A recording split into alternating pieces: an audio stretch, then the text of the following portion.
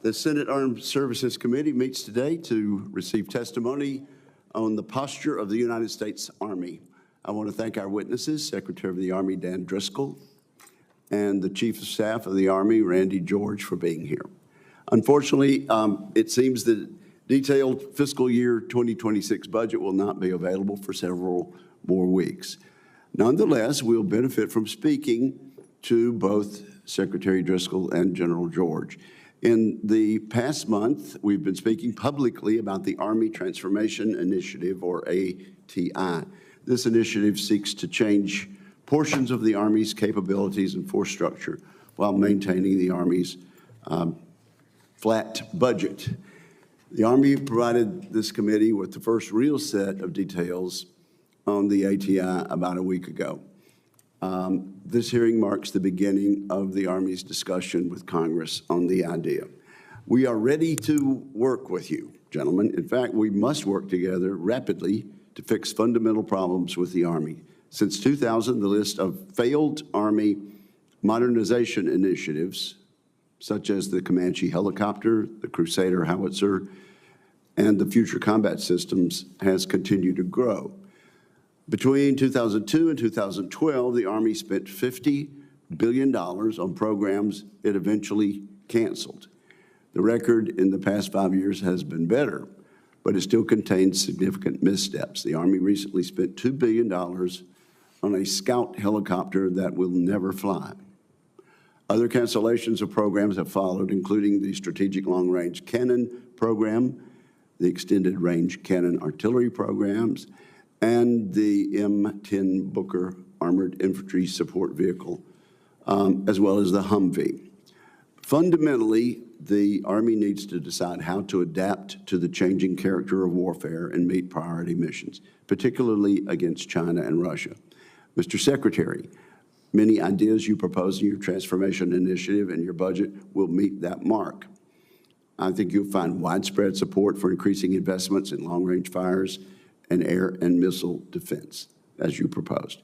I would note, however, the lack of logistics investment in your plan, given the Army's central role in logistics in the Pacific. So perhaps we'll talk about that. Mr. Secretary, I think you'll find Congress a very willing partner when presented with convincing analysis that justifies investment changes. In particular, those changes should help American soldiers deter war and, if necessary, win in a convincing fashion. Where we do disagree, it will likely be in effects on the industrial base. Our defense industrial base is brittle. We cannot afford to let sites close, or we will lose the defense expertise of many skilled workers. We need investment strategies that recognize this. Our investment should provide stability and ensure the United States can maintain maximum competition. The Army cannot follow the divest to invest strategy that the Navy and Air Force have wanted to pursue. The United States faces too many threats today to leave gaps in capabilities. It will require tightly woven investment strategies among the Army, Congress, and industry to get this right. So we look forward to your testimony. With that, I turn to my friend, the ranking member of this committee. Well, thank you very much, Mr. Chairman, and Secretary Driscoll, General George, welcome to today's hearing. Thank you both for your service to the nation and the Army, and please convey the committee's appreciation for the men and women serving under your command. Let me first take a moment to recognize an historic milestone for the United States Army. This month marks the 250th anniversary of the founding of the Continental Army in 1775. Since then, millions of Americans have stepped forward to serve in the Army and protect their fellow citizens both on our own soil and abroad. For me personally, the opportunity to serve in the Army and to lead American soldiers was the privilege of my life. I'm proud to recognize this important moment in our nation's history. Today, the threats the Army faces would be inconceivable to its founding leaders. As we speak, China is working to challenge America's interest and leadership in the world. Vladimir Putin continues his vicious assault on Ukraine as a stepping stone in his imperial vision and Iran seeks to exploit violence in the Middle East to expel the United States from the region. The United States Army, the most powerful ground force in the world, is fundamental to deterring and, if needed, confronting these threats. Secretary General George, last month you announced an ambitious plan called the Army Transformation Initiative. This initiative would, among other changes, reduce headquarters, consolidate commands, redirect funding, restructure infantry brigades, reduce procurement of ground vehicles and aviation systems. Now, I'm always open to considering new ways to improve efficiency and invest in the right technologies for the future. That has to be a constant imperative. However, I have questions about this initiative, including the analysis and rollout for the decision and the implementation plan. And gentlemen, I would ask that you discuss this plan in detail and explain your objectives to the committee. I would also note that it's difficult to fully discuss the Army's posture when we have yet to receive a budget request from the administration. This is quickly becoming the longest delayed budget submission in memory, and I urge the White House to deliver it quickly. To my understanding, in its fiscal year 2026 budget, the Department of Defense will request yet another flat budget for the Army. I'm concerned that we risk the Army's combat strength if we do not provide it with the resources it needs to continue full modernization. Secretary Driscoll, General George, I'm interested in hearing how the service is adjusting its operating concepts and force posture within these budget constraints. To that end, I'm very skeptical of the administration's deployment of more than 10,000 soldiers to the southern border, including elements of the 10th Mountain Division headquarters and a 4th Infantry Division Stryker Brigade, as well as the expansion of Army installations to create so-called national defense areas along the border.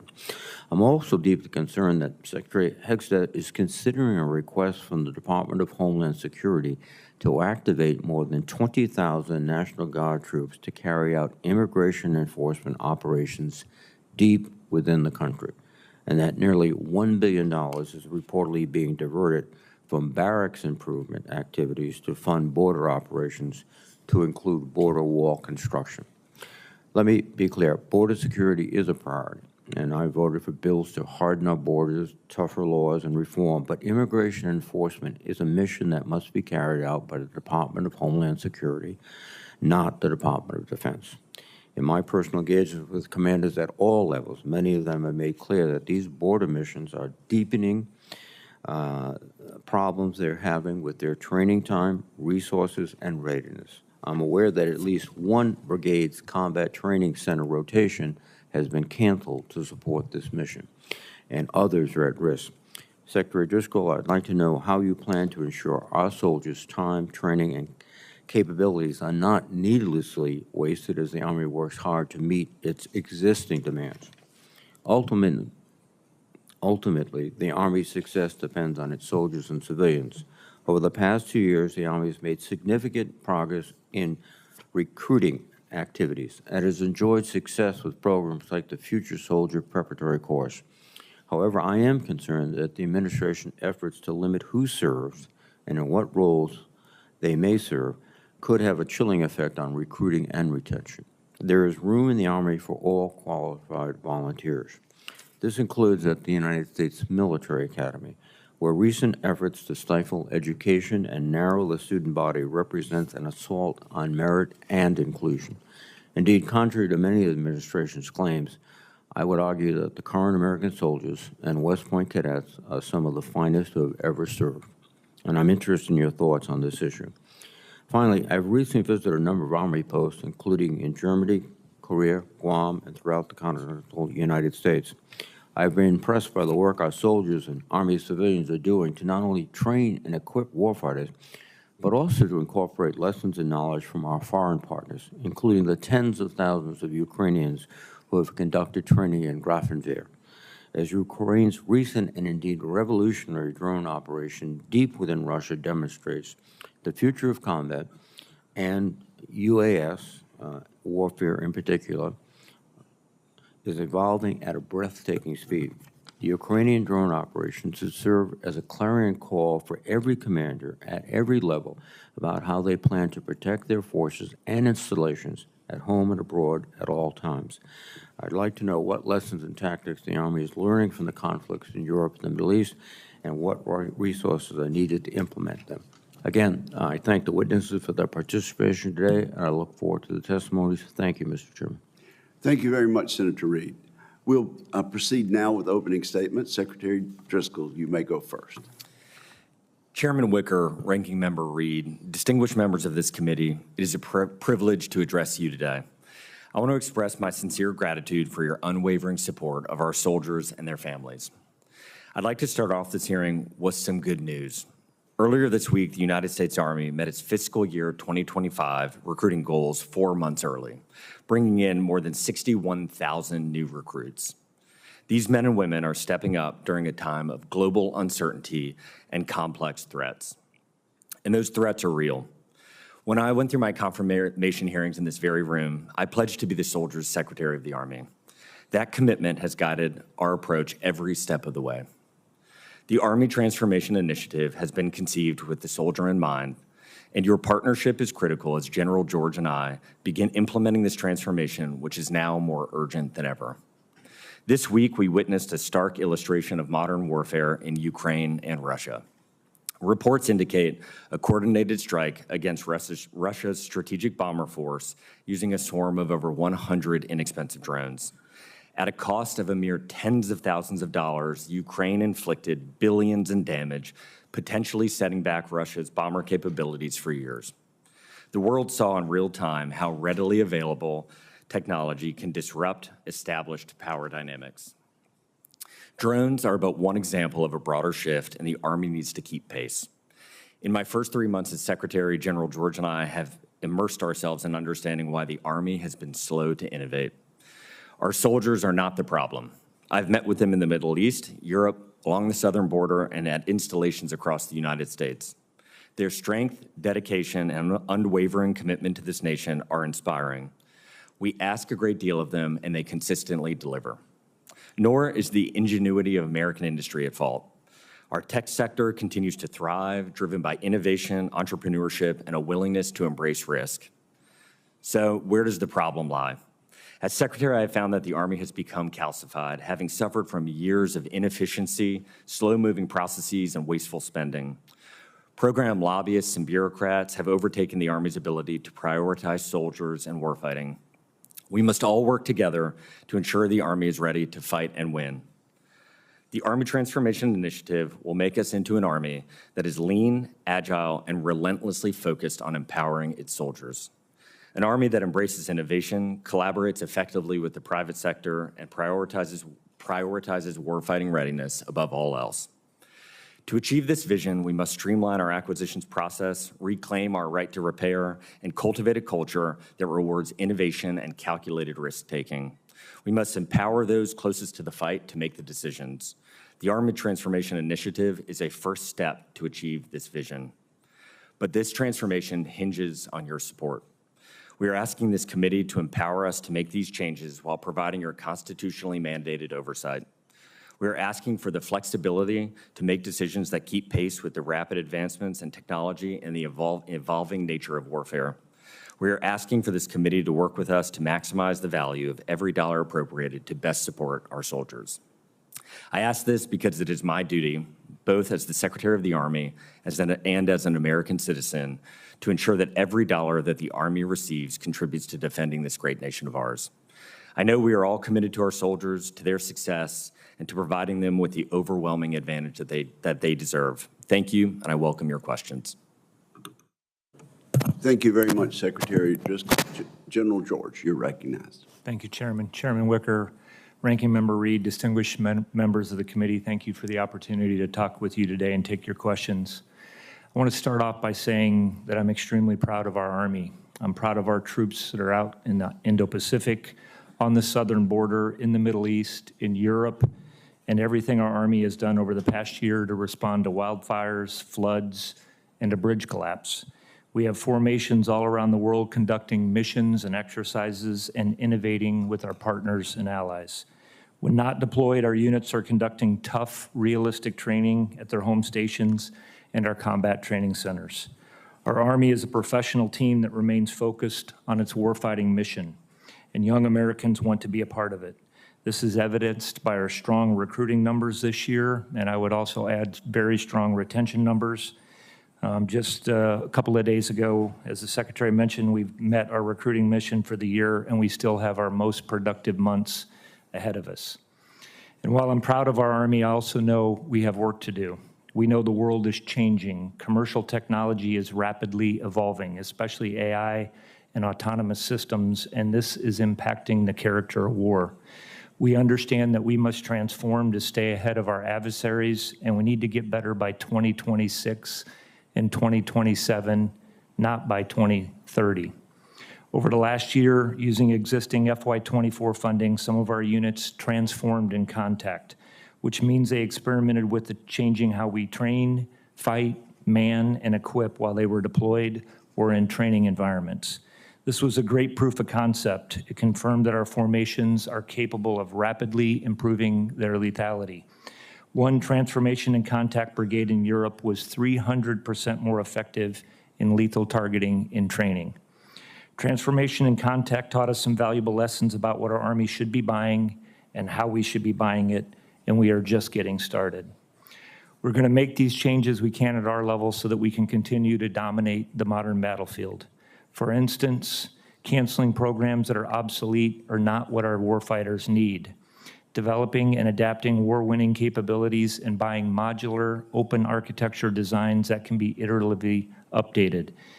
Cutting and consolidating headquarters. For instance, we're going to reduce GO structure, cut 1,000 positions from our own staff here in DC, and add in modern business systems that will make us more effective.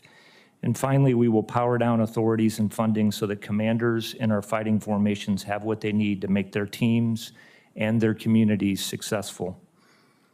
What I've learned from being in the seat is that our job as leaders is to do what we can with the budget that we have. I've been talking about the need for agile funding for UAS, counter-UAS, and EW. We need flexibility in those areas and many more.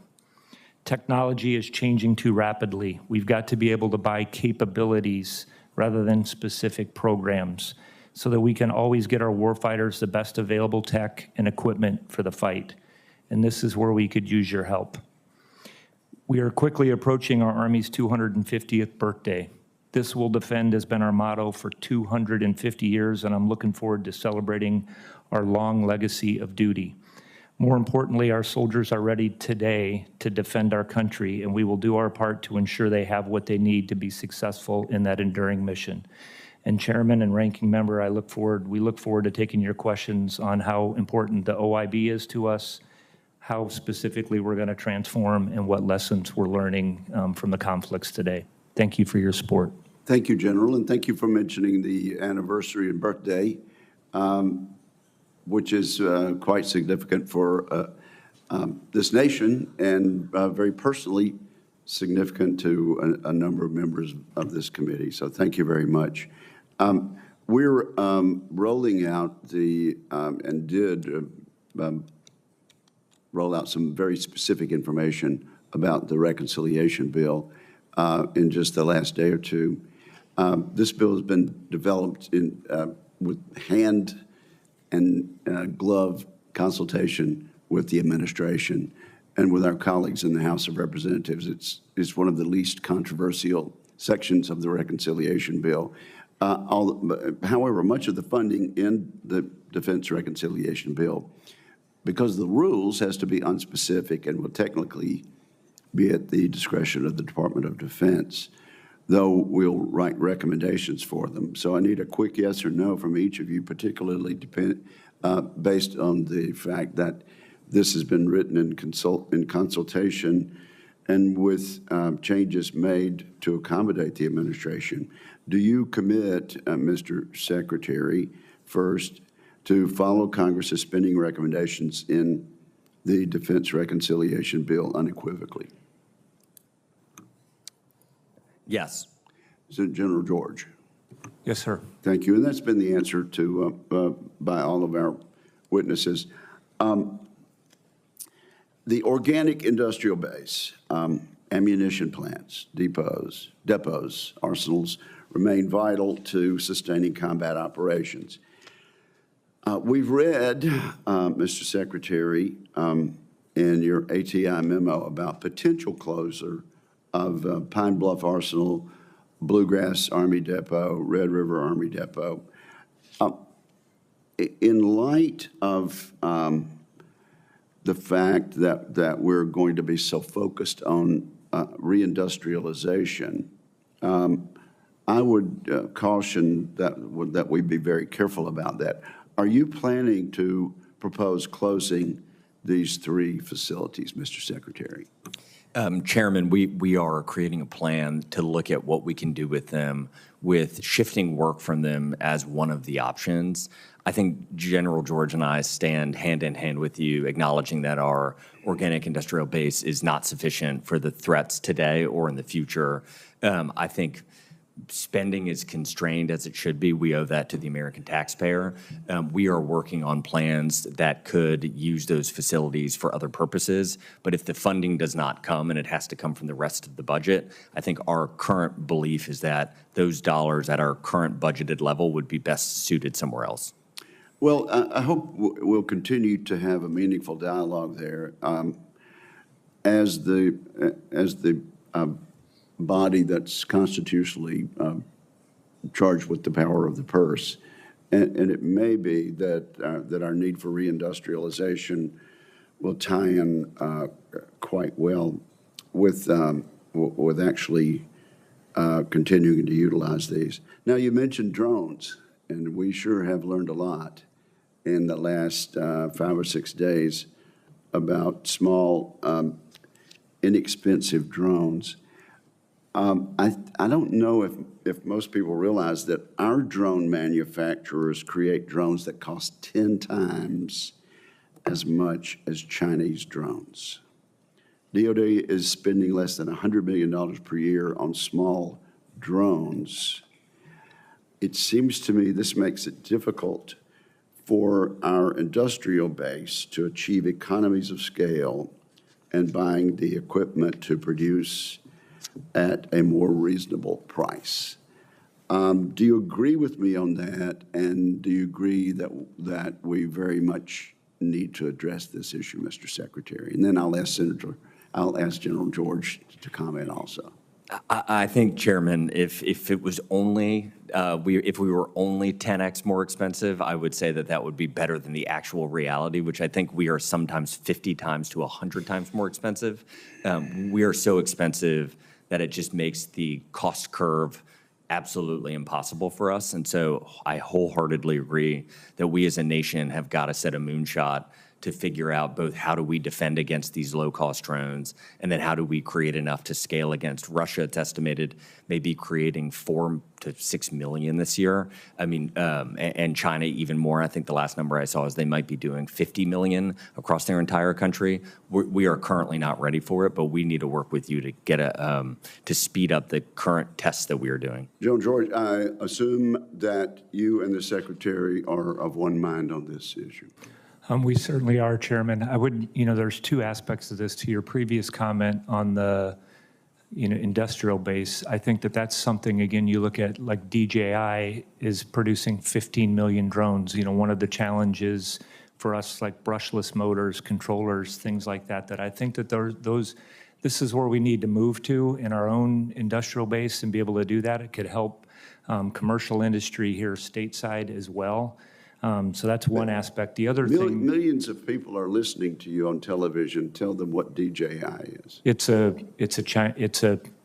PRC company that makes drones, 15 million drones. And again, we need the parts, and we could produce that here. And the second thing that I would add, Chairman, is that I think this is why it's important that we have that we buy in portfolios, the brigade capability portfolios. A program of record is, that we wouldn't buy the same drone was one that we've canceled, 25-year-old drones. We know that those are updating. And so we could, I think, in UAS, counter UAS and EW, We need to have the flexibility. We can come over here. We certainly want the oversight and explain what systems we're buying. But this is an area that is rapidly transforming and adapting, and we need to be able to maintain pace with that and have the flexibility to do it. Thank you, sir. Senator Reed. Thank you very much, Mr. Chairman. Let me begin with a tragic incident that happened on January 29th of this year. 67 people were lost when a U.S. Army Black Hawk helicopter collided with a PSA airline flight 5342. Obviously, it was a tragic moment. In the intervening weeks and months, as investigations are ongoing, family members have expressed to me significant concerns by the lack of transparency and direct communication with the Army, specifically Army senior leaders. And Secretary Driscoll, does the Army commit to establish a direct communication with these families? I think it's fair and necessary. Senator, the incident on that day is a tragedy. Our hearts go out to the victims and their families. The Army is doing everything we can to learn from the incident to ensure that it never occurs again. There is obviously an investigation and lawsuits ongoing, and the best advice we've received from counsel to date is to let those play out. And so that's our current position, Senator. No, I understand that, but I think just reaching out in a very clearly non-substantive way, but in a compassionate way, that the Army understands their grief and we're doing all we can without obviously specifying, would be appropriate. You know, I do understand that the National Transportation Safety Board and the Army is conducting investigations, but General George, could you briefly describe the changes that you've already made to improve the safety in that zone? Yes, sir. I mean, I think, again, we've been cooperating fully with the National Transportation Safety Board and had our own folks in here. The biggest thing is the flight routes have completely changed, and that was the decision that was made, that the route that was, I believe it's Route 4 that's past there, that is closed off. Immediately, we made adjustments, and I will, with people that are coming in right now, there's very, very few flights that come in and out of the Pentagon. I would tell you that, you know, we do, and you're aware of the mission. We still have a mission to do, so, you know, our formations need to continue to make sure that they're doing that. Right. But also that, you know, the changes that we've done with making sure that ADSB and that there's constant communication. So again, we're working very closely with the FAA, both locally and then nationally, to make sure that that we learn from this. And learning means changing, and that's what we're doing. No, I appreciate that, but again, I think on a human level, some contact with the families would be more than appropriate. Mr. Secretary, the New York Times recently reported that the Department of Homeland Security asked for over 20,000 National Guard forces to conduct interior immigration enforcement. Have you been asked to prepare for this requirement? We have. Immigration enforcement in the interior of the United States is unprecedented for the National Guard. And the scale of assistance that they're asking for is equally unprecedented. Diverting 20,000 guardsmen to this role, first of all, they're not trained for it. It'll necessarily pull those persons away from their jobs, their families. But more importantly, I think it's going to divert them from their more traditional role, disaster relief, supporting local emergencies. And we know that there's likely to be a very strenuous hurricane season, which I'm told begins on June 1st. From which states would the Army be pulling these troops?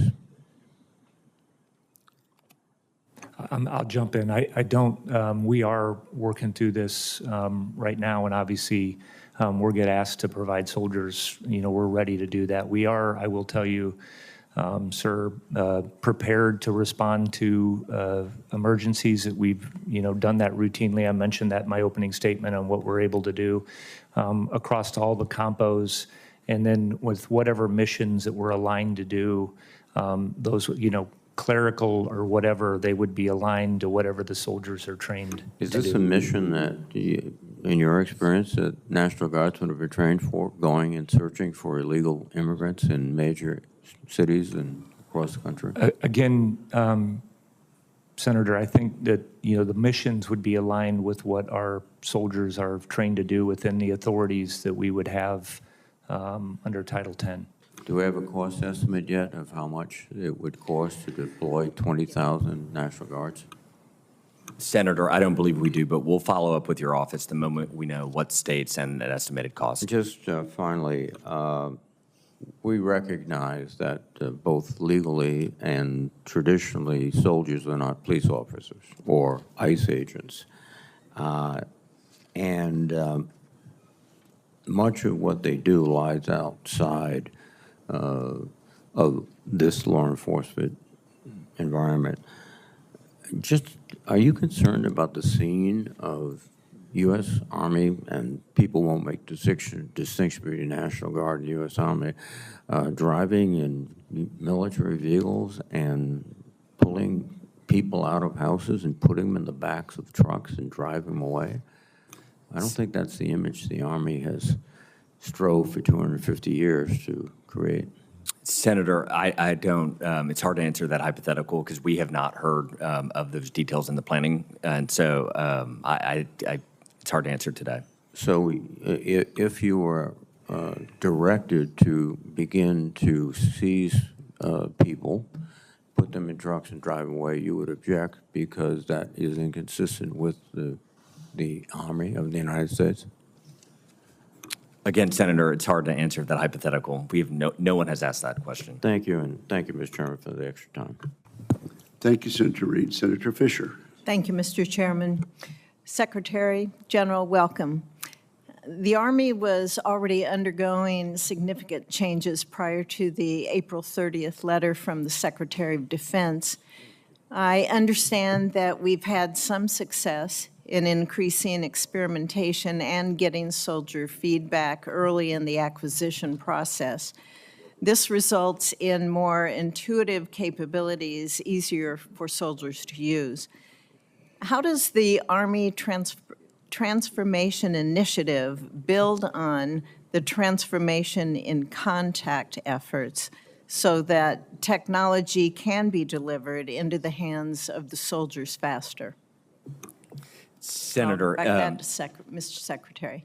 It is all built off transformation and contact, and all built in as many instances as humanly possible off what soldiers have actually told us. So if you look at what the most successful small, medium, and large businesses in America do, particularly if you looked at the venture capital backed ones, what they would have is this concept called minimum viable product, which is this idea that if you have an idea, get a prototype as quickly as possible and get it to your end user. And what we have tried to do, and what the Army has done really well, I think, or I hope, is to get things we are testing into the hands of our soldiers as fast as possible. General George and I were with an autonomous software company that designs essentially the software for autonomous vehicles about a month and a half, 2 months ago at this point, and we saw what they had. We asked if they had ever put in an Army vehicle. They said no. We got them a vehicle 5 days later. 10 days later, they sent us a video fully automating our Humvee and our ISV. We got it in the hands of soldiers all within 3 or 4 weeks, and we're currently learning from that. And so that, to us, is how we will actually quickly innovate and change our Army to face today's threats. Will you tie in the command and control to that as well? Are you working with any specific private industry to be able to do that? Yep. Senator, we're working with a bunch of companies that are doing that. Again, for all of this, I think what we're learning is we're going to have to pass data very rapidly. So, I think the network to us is foundational to everything we do. If you're going to sense, you have to decide, and whatever you're going to do to act, the network is central to that. I wanted to just add on the lessons. Besides just the equipment, for us, the biggest change is actually having developers that are right there with our soldiers to see what works. We're seeing what the battery life in a cold environment versus the humidity that's out there right now in the Pacific. So we're seeing those. We're changing how we're organized. We know you can be seen anywhere on this planet. How we're going to reorganize our formations, we're learning that. And how do we better train our soldiers to operate in EW environments? How do we better train FPV operators? all of that. And again, we have to constantly, we're in the continuous transformation mode. Okay, thank you. We saw a long-range hypersonic weapons test in June and December of last year, and I was encouraged by the success of those tests. Do you still anticipate, Mr. Secretary and General, fielding that capability by the end of fiscal year 25? We do, and one of the things we're also excited about is we're testing a new version of it that is 1/10 the cost, and we think has even better attributes. And so it would be early to know whether it will work, but we're optimistic. In your written testimony, you highlight that the Army's mid-range capability system, it's been deployed in the Philippines since April, I think, of last year. Can you provide us with an update on that program and when you expect additional batteries to be fielded? Again, Senator, that's another thing. We're looking at a total of 5 batteries, and what we're also doing with that is same thing with continuous transformation. How do we make those systems smaller? How do we tie them in better? How do we make them so that they're more mobile? That's what we're working on. As you're testing these different capabilities, these new capabilities, do you have some of these businesses, you said they were alongside soldiers and being able to see the real-time effects. So as you're testing these things in real time, and you understand the field battle that you may be facing in the very near future, are you also soliciting not just comments from industry, but also to continue to solicit those comments from soldiers as well? And have you been able to make changes in any of these capabilities that you're currently testing? Yeah, we both wanted to put the trigger on that one. We have done that. I get one of the things, for example, that soldiers said, "Hey, listen, it would be better to have an autonomous system or an optionally manned vehicle that could move around and could do those things. Hey, we need the command and control piece of this to be smaller and more mobile." And so we're making those changes, and we've had companies that have actually gone out, and this is about leveraging commercial industry to do this, that have made those vehicles and then brought them out to our formations, and we're testing them. And again, getting them to our soldiers is the most important thing we can do. Great, thank you. The chairman's going to gavel you out, Mr. Secretary. Thank you very much. Of course, witnesses can supplement their answers. Senator Shaheen. Thank you, Mr. Chairman. Mr. Secretary, General George, thank you both for being here. I want to follow up on Senator Reed's question about the role of the National Guard in dealing with illegal immigrants. And I'm looking at a memo here from the Executive Secretary at the Department of Defense from the Department of Homeland Security. And one of the things they say in this memo is that they're asking the National Guard to up to 3,500 personnel to support field investigative units for high-priority fugitive cases, joint task force operations for absconder fugitive tracking, surveillance and canvassing missions, data analysis and call center support, and night operations and rural interdiction. That doesn't sound hypothetical to me, Mr. Secretary. That sounds like that is a direct request that has already been made to the Department of Defense, and I assume you might have seen it from the Department of Homeland Security to engage in those operations. It also says that the Army is not going to be, or the Department of Defense is not going to be reimbursed for those operations. So do you know who's going to pay for those and what account from the Department of Defense that those operations would come from? Senator, I don't know what account sitting here right now, but we can follow up with your office. Well, I would hope that first of all, I share Senator Reed's concerns about asking the National Guard to engage in those kinds of operations. As a former governor, I can tell you that I didn't want our National Guard going off to do something when we needed them at home in New Hampshire. But I would also be very concerned about who's paying for those. And the Department of Homeland Security, if they're going to engage in these operations, then they ought to be footing the bill, not asking the Department of Defense and the Army or anybody else in the National Guard to do that. So let me just register my grave concern, Mr. Chairman, about that. I want to go on to another topic at this point, and that is a lot of the discussion so far has been about the changing role of conflict and war. And one of the places where I think we're seeing those operations very dramatically is in the information warfare systems arena. And so I'm concerned about the Army's decision last year to reduce nearly 3,000 Special Operation Forces personnel. Most of those were from Military Information Support Operations, MISO, and this comes at a time when we're looking at expanded operations on the part of Russia, on the part of China, our adversaries. I sit on the Foreign Relations Committee. We had a hearing earlier this year that pointed out that China is spending over $1 billion a year on disinformation operations around the world. And so it feels to me like we're unilaterally disarming in this arena at a time when we should be engaging and thinking about how to do that. So I wonder, General George, from an operational perspective, does SOCOM have the ability to replace those positions, and how are you thinking about information warfare? First, on the information warfare, Senator, I completely agree with you. I mean, that is something, and I think rather than what we've been talking about looking at specific formations, we're also looking, you know, we have a bunch of specialties that we have had around for 20 or 30 years. And like I think anybody does in the commercial sector, you have to make, you know, you have to adapt and change and make sure that you're doing that. So the cuts were made, and this was, you know, worked with U.S. Army Special Operations Command and SOCOM, were print media, leaflet drops, you know, people that were doing those kinds of things.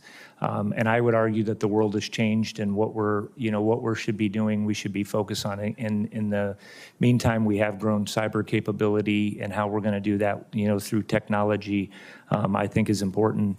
And I think the other thing that we've learned is that we're going to have this kind of capability throughout our formation. It's less about headquarters.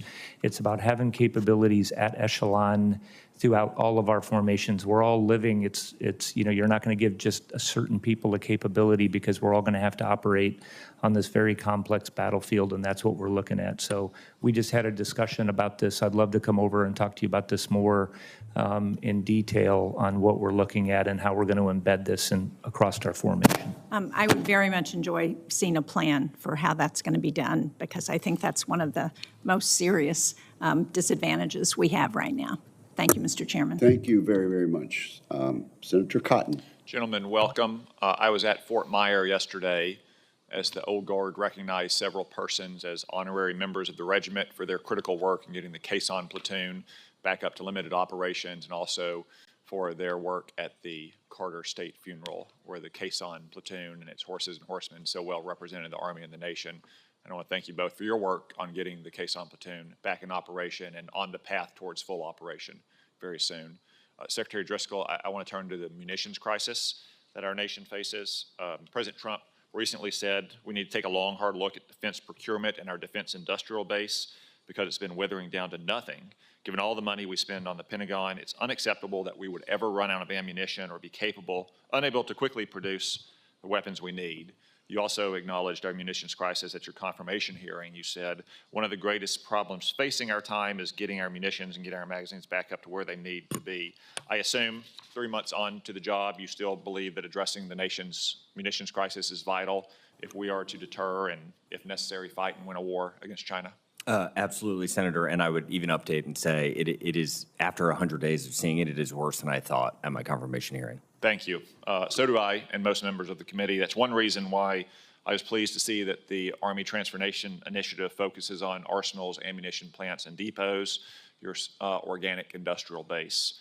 Secretary Hegseth's memo about the initiative directs the Army to modernize the organic industrial base to generate the ammunition stockpiles necessary to sustain national defense during wartime by implementing 21st century production capabilities.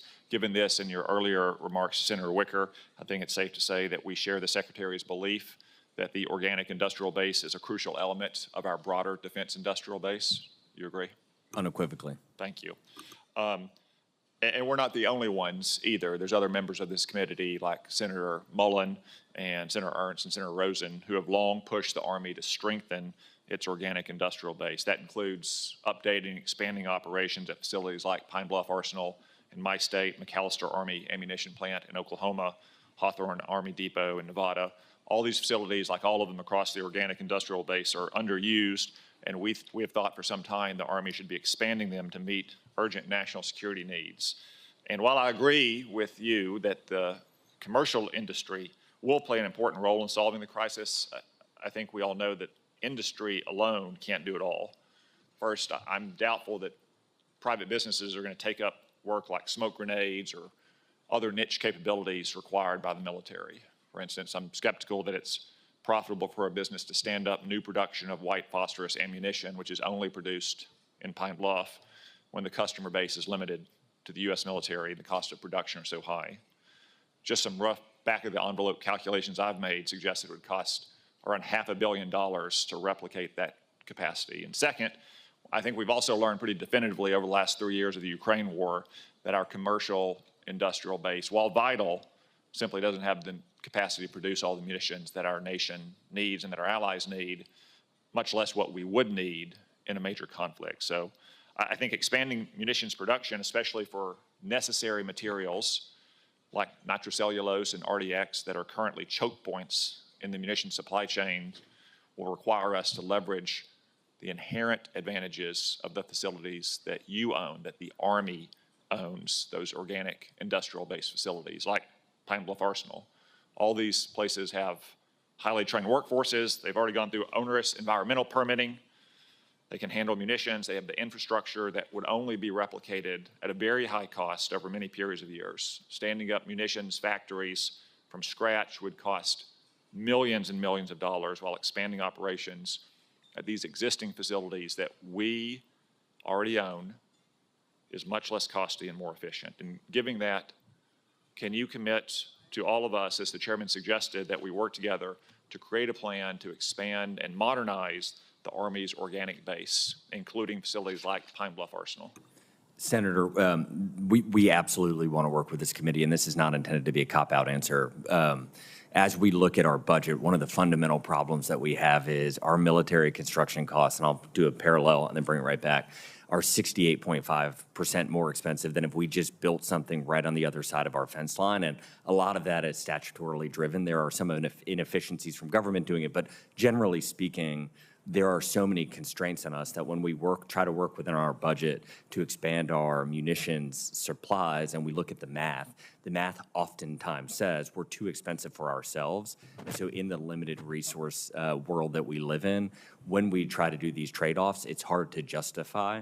But working with this committee to try to streamline a lot of that, allocate additional resources, we are wholeheartedly in agreement that it is one of the most critical things for our country. Thank you. I think we will want to examine the math, and we'll want to work together to find a path where we can meet the nation's munitions needs, some of which will come, no doubt, from expanded private production, but some of which is going to have to come from our organic industrial base. Thank you. Mr. Secretary, we also might want to work with you on alleviating some of the constraints you referred to that you mentioned make it more expensive to work with the existing facilities. Thank you very much. Senator Hirono. Thank you both for being here. I would like to join Senators Reid and Shaheen for once again raising our concerns about the deployment of 10,000 soldiers to the southern border and the use of 20,000 National Guardsmen to engage in immigration enforcement. We've raised these concerns, as I said before, about using soldiers to do things that are not in the mission of the DOD. These are raised at your nomination hearings, Mr. Secretary. can you commit to not supporting a request to use National Guard's people for core law enforcement functions such as arrests and detentions? Senator, I can commit to not using our National Guard for any unlawful use. And just to reiterate, I have not heard of one single request that makes me believe any current plan is something that they are not legally able to do. So that's the operative word, the conditioning word, that you would not do anything that would be unlawful. And if the president says this is what he wants, in his view, whatever he does is lawful. So this is a legitimate concern that we have, because the president has his priorities, and those priorities are to round up a lot of people, in many instances, I would say, illegally raising those kinds of questions. So it is a legitimate question for you, Mr. Secretary, that you commit to not allowing the use of National Guards for law enforcement purposes. So I put that question to you out there. Secretary, it is very appropriate that the Indo-Pacific AOR is a focus of our national security. And one of the negotiations, critical negotiations that are occurring right now, has to do with the training areas that the Army uses in Hawaii, including Pohakaloa, which is some 22,000 acres, some of it leased, but critical portions of it leased from the state. And these lease negotiations have got to be completed successfully. Otherwise, these training areas expires in 2029, right around the corner.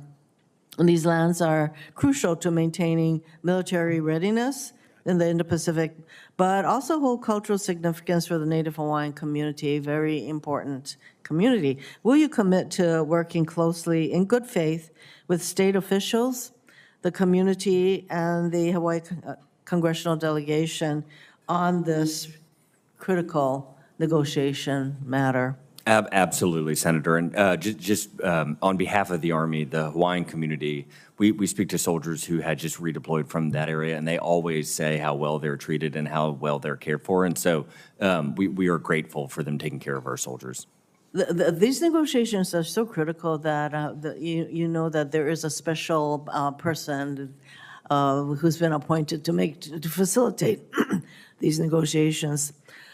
General George, I applaud the Army's focus on innovative sustainment solutions like 3D printing to quickly and cost-effectively address long lead times for parts and delays in production. And you noted in your testimony that there was a delay of 1 year for a part that was going to cost only $20 from the private sector, and your material command 3D people just printed this part for 16 cents, something like that. So this is the kind of innovative and creative solutions that I very much applaud. So I secured a provision in last year's NDAA which directs the establishment of an advanced manufacturing facility in Hawaii to support all of the services. So is this something that you are supporting, General? We are certainly supporting advanced manufacturing, 3D printing, making sure that we have it at, not just the large production facilities, but having it from top to bottom. That would start with like Rock Island, what we do, and there's commercial industries that are using that. We just tested it at Project Convergence out in the Pacific. I think a big piece of that too is giving our ability, because we normally do that under battle damage assessment and repair, is the right to repair, and that was a big part of what we had in Army Transformation Initiative as well. I know Secretary. Thank you. So since you raised the example of what can be done if we had this kind of capability, I hope that you will prioritize our ability to do that. Thank you, Mr. Chairman. Thank you very much. Senator Ernst. Yes, thank you, Mr. Chair, and thank you, gentlemen, for being here today, Secretary Driscoll and General George. I'm always inspired by your willingness to move our great Army forward. So thank you for that. And I just want to take a brief moment and address some of the concerns as well that have been expressed by my colleagues about the utilization of the National Guard. And having been a longtime National Guard member, I say the more that we can use our soldiers in jobs that are appropriate for our soldiers, I say go for it. My soldiers always looked for those opportunities to volunteer to serve in those types of capacities. So whether they're working in logistics opportunities, they're fueling vehicles, they're repairing vehicles, if they are a transportation soldier, they're a transporter, they want to be able to drive, you know, whatever it happens to be, we can always further their skills by having those types of mobilizations. We also just saw mobilization of 1,800 Iowa Army National Guardsmen. They are going overseas. It is a different type of mission than what we would see here in the United States, but we want to wish them Godspeed. We had a number of send-offs over the course of this past week. And just talking about transformation, I want to continue on with that theme. We're going through a lot of reforms for modernization, and you also have had some really notable progress in recruiting and retention. So, General George, if I could start with you, we're only midway through the year, and you've already met the Army's recruiting mission, or their goals. So can you talk to us a little bit about how that has been possible, and what you see as the motivating factor right now for young men and women deciding to serve in our great United States Army? I think I would love to give my Ranger buddy here an opportunity to jump in on that one too. I think it starts with leadership. It has been picking the right recruiters. Our recruiters are doing great. We're trying to give them also the right technology. One example is using something right off the shelf so that people aren't filling out, which you're very familiar with, hundreds of forms, that it's down to something that's very simple so that our recruiters can get out there and talk about the Army. In the end, I think they want to join, the people that are out there, and we need to make sure that we continue to do that. They want to join a team that has a great mission and a great purpose, and, I think it's a great start for their life, and I think that that's the biggest thing, and we need to continue to get after that. Agreed. Thank you. Secretary. Senator, I was going to say one of the ways we look at retention and recruiting is as a trailing and a leading indicator of the health of the Army. And so on the leading indicator side, do young people want to come join an organization that is returning to its lethality roots? It's pushing for excellence. Do they want that? And very excitingly, 8 months into our 12-month goal, we hit the annual goal. On the retention side, those are the soldiers that are every single day seeing, is their leadership, are their senators, is the bureaucracy delivering to them what they need to stay in? And even more exciting to us is we hit that 12-month goal 6 months into the year. And so we think of these as very good indicators that the Army's in a healthy spot with our humans. It's really, really astounding. And I appreciate the remarkable work that you both have done.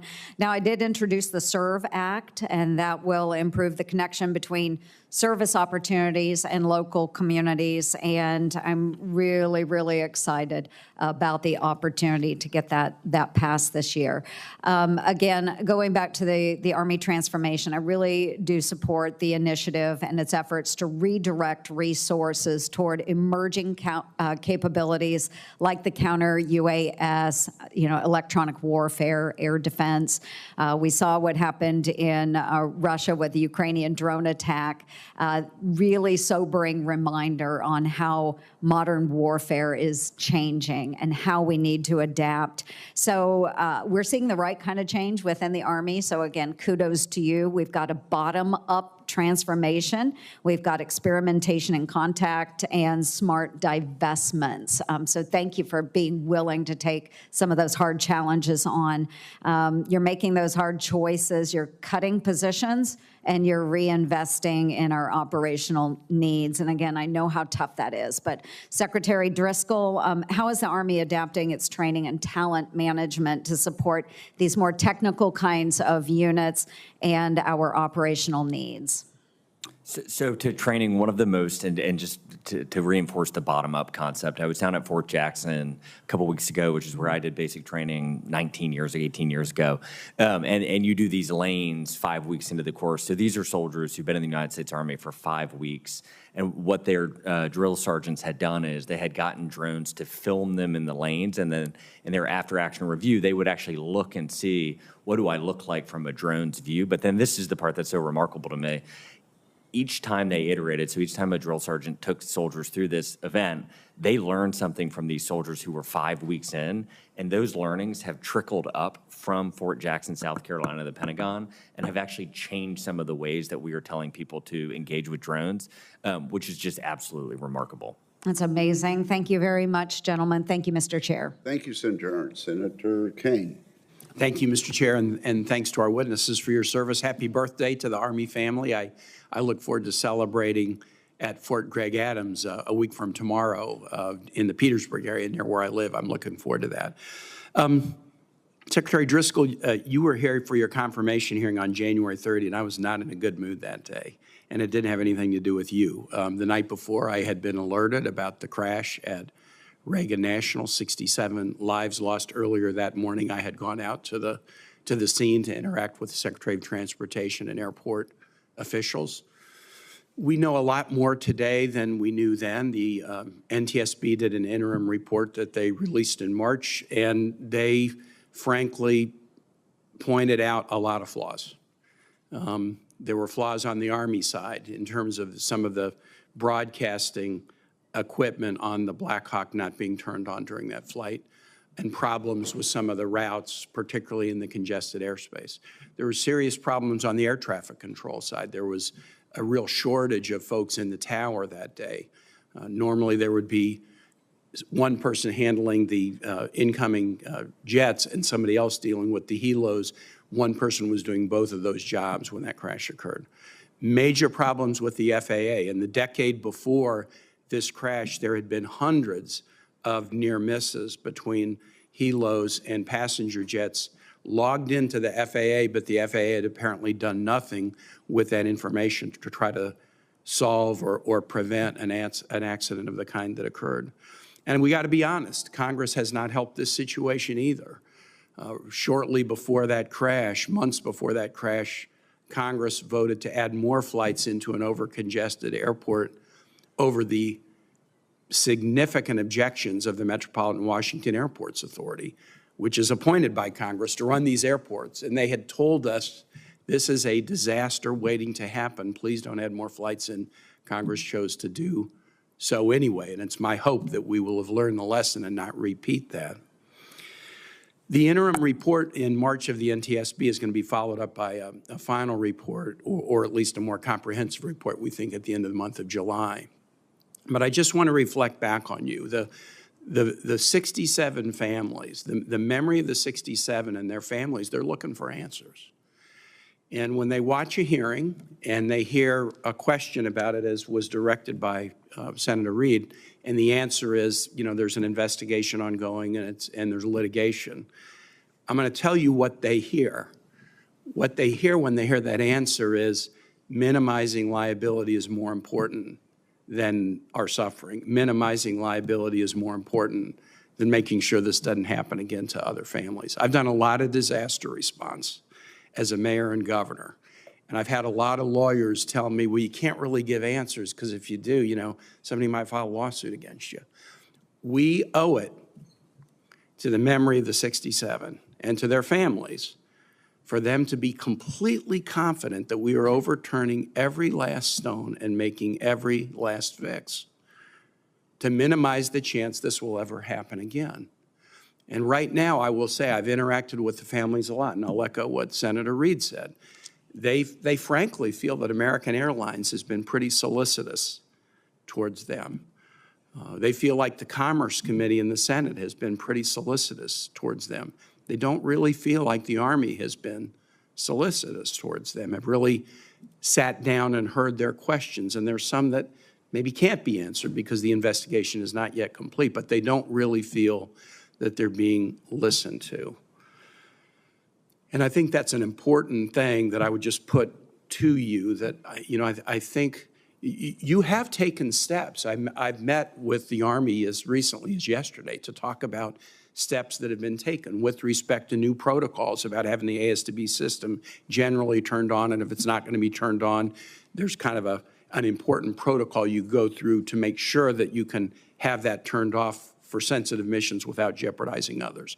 You've made some positive changes. You've made changes to the helicopter routes in the area, this national capital region. That's really important. But I don't necessarily think some of the public is aware of the changes that have been made. There was a recent incident in early May where a helo passenger jet interaction caused the air traffic tower to ask the jets to do a go-around because of a helo that was landing at the Pentagon. That's not necessarily a bad thing. That was out of an abundance of caution, but when things like that get reported in the paper, and I frankly think there was some of the reporting was a little bit inaccurate, when they get reported in the paper, it's not to our benefit. So what I would encourage you to do, share to the greatest degree possible with the families and with the public what the Army has already done, because I think you've taken some positive steps. And then just try to maintain as close a dialogue as you can, not only with the families of the 3 Army aviators who died, but with the families of the 64 who lost lives on the passenger jet that day. Thank you. I yield back. Thank you, Senator Kane. Senator Budd. Thank you, Mr. Chairman, and thank you both for being here today. Secretary Driscoll, it's great to see you again. Thanks for being in North Carolina in a very patriotic event with your family and supporting the Army in North Carolina. So I want to bring up something that you said yesterday during the testimony with the House Armed Services Committee. And then I've heard it referenced a little bit this morning in your opening comments and in your response to Senator Ernst's question. You mentioned about learning from overflights with drones and the training at Fort Jackson. I think that's excellent. So thank you for sharing that. We've all seen the stories coming out from Russia, how the Ukrainians have yet again showed boldness and initiative in Operation Spiderweb. And we applaud them, but it makes me think, how do we make sure that we don't become the victims in a similar situation against us? And how do we make sure that we're defending ourselves against potential enemy drone attacks? We've talked about offensive operations, but less about troop protection. So if you would talk about the Army keeping pace in drone and counter-drone technology, and how do we make sure that we protect our troops at home and abroad from these threats? Thanks for the question, Senator Budd. And just to close out with Senator Kane, I will reflect on your remarks. If any of the families are listening, we are absolutely devastated by that outcome. If anything, we are saying sounds like callous legalese. It's not intended to be. So thank you for sharing that, and I commit to reflecting and following up. Senator Budd, air and missile defense is, when we see our air defenders, and we saw them in the Middle East, we say with a very straight face that they are the new tip of the spear. The way that warfare is changing, and what we saw with Operation Spider's Web in Russia, and the sheer volume of damage, I think our estimate is for sub $20,000 in cost, they took out up to, call it, 10-ish billion in assets, and we would face that same problem. It is one of the challenges of our lifetime as an Army to figure this out. We are testing all sorts of different solutions, from the smallest being just shooting a 50 caliber round, the highest being we have ground-based interceptors that are based in Alaska and are a lot more expensive. We have things in the middle like directed energy, which require kind of different power grids and different ways of thinking about delivering and storing power. We're doing all sorts of experiments with our soldiers. We were just with a company yesterday who is part of Operation Spider's Web in Ukraine, and hearing about how they participated in it. And we said immediately, like, we've got to figure out how to get this technology into our soldiers' hands this summer so that we can start to learn, because it was obviously so effective there. And so I guess in summary, what we're trying to do is test as many things as we possibly can, and then work with this committee once we find the ones that are working to scale them as quickly as possible. Thank you for that. General George, it was reported last year that the Army intended to raise a fifth multi-domain task force, and then it would be stationed in Fort Bragg, North Carolina, with the plan to be fully operational by fiscal year 2028. So the question is that still on track? And in a broader sense, how will the Army Transformation Initiative affect that force structure of the MDTF units? Yeah, I would tell you, Senator, that those plans are still on track. These are capabilities that we know we're going to need. Now, I mean, all of the things for multi-domain effects that we're going to have to do to include the counter-UAS that you were just talking about. So that's definitely a capability that we're going to need and continue to grow. So I want to, continuing, General George, I want to applaud the Army's investment in its next generation C2 or command and control program, which will take advantage of software solutions to give real-time data to commanders so they can make decisions better and faster than our adversaries. So what's the status of next gen C2 and where has it succeeded and where can it improve? I think if you were going to ask the Secretary or I, we're very encouraged by what we're doing. I think we know that we have to change how we pass data, move data, based on how you can be seen anywhere on this planet. We just saw out in when we were out in at the National Training Center, the concept, it works, and so we're now looking to scale it. We will have a division that's doing it this summer. We just want to go faster. I mean, and that's our press. We just did a warfighter over in Europe, and I know you know General Donahue. We just were up on the net with his team. This is transforming the network from theater all the way down to the tactical level, and we have to do as much as we can to go faster. Thank you. Thank you. Thank you, Senator Budd. Senator King. Thank you, Mr. Chairman. Very straightforward question. We've got this big parade coming up in a little over a week. What's the budget? 25 to 40 million. That's a pretty rough estimate for something that's going to happen in less than 10 days. That's as close as you can give us here today? We have a bucket set aside, Senator, for any contingencies or damage that we cause. We are aspiring to zero, but we have already budgeted in case we have to reimburse anyone. So a minimum of 25 million and somewhere around 40 is the upward estimate? Yes, sir. Thank you. In October of 2023, a tragic event occurred in Maine where an Army reservist killed 18 people in a matter of minutes. Subsequent to that, it was determined that he had substantial brain injury, most likely caused, he was a trainer of in munitions, by blast overpressure and continued exposure. There was a lot of activity at the time in the Army and in the Pentagon generally on this issue of blast overpressure, mental health, baselining, and I just want to be sure, are you aware of that work? And I just want to be sure it isn't lost in the transition from one administration to the other. This is a very serious problem. It turns out that this one case in Maine was kind of a notorious one, but this is something that's throughout the armed services, particularly in the Army. General, do you want to address that?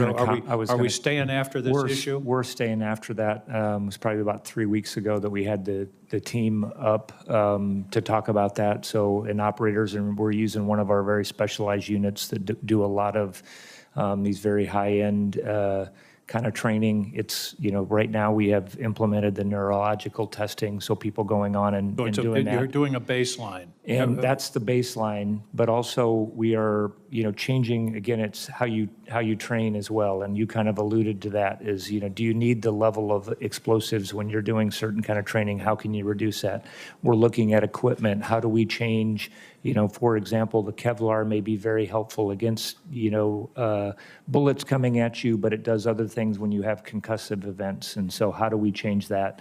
So I probably once a quarter, I will have discussions on this, and these are ongoing with what we're doing. So we're continuing on that. Good. And Senator, I can just echo, this does come up often, and we are trying to look at our training where obviously we're choosing to expose soldiers to things and make sure that it is worth the risk. I appreciate that. And what all the right work has been done at the fairly high level. I just want to be sure it gets down to the ground in terms of day-to-day activity, that it's not just reports in the Pentagon, but that it's direct changes in the way equipment and training and those things, because as I say, it turns out to be a widespread problem and something we need to address. I appreciate your updates.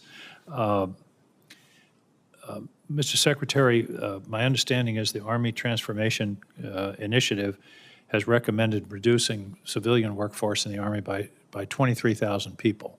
My question is, where did that number come from? I would jump in a little bit on this. So a lot of, Senator, what we had done, and again, this wasn't like, hey, we're going to reduce a specific number. I think you'll also notice in there that we're combining headquarters. We had examples where we had, two geo-led headquarters within a stone's throw of each other that kind of had overlapping missions. So what we are doing is looking at how we can, we're going to reduce our business systems. I think I mentioned that up front. We have a lot of old business systems and programs that we don't need, and that can be done with data. I have a smart board that's in my office where I can get most of this data.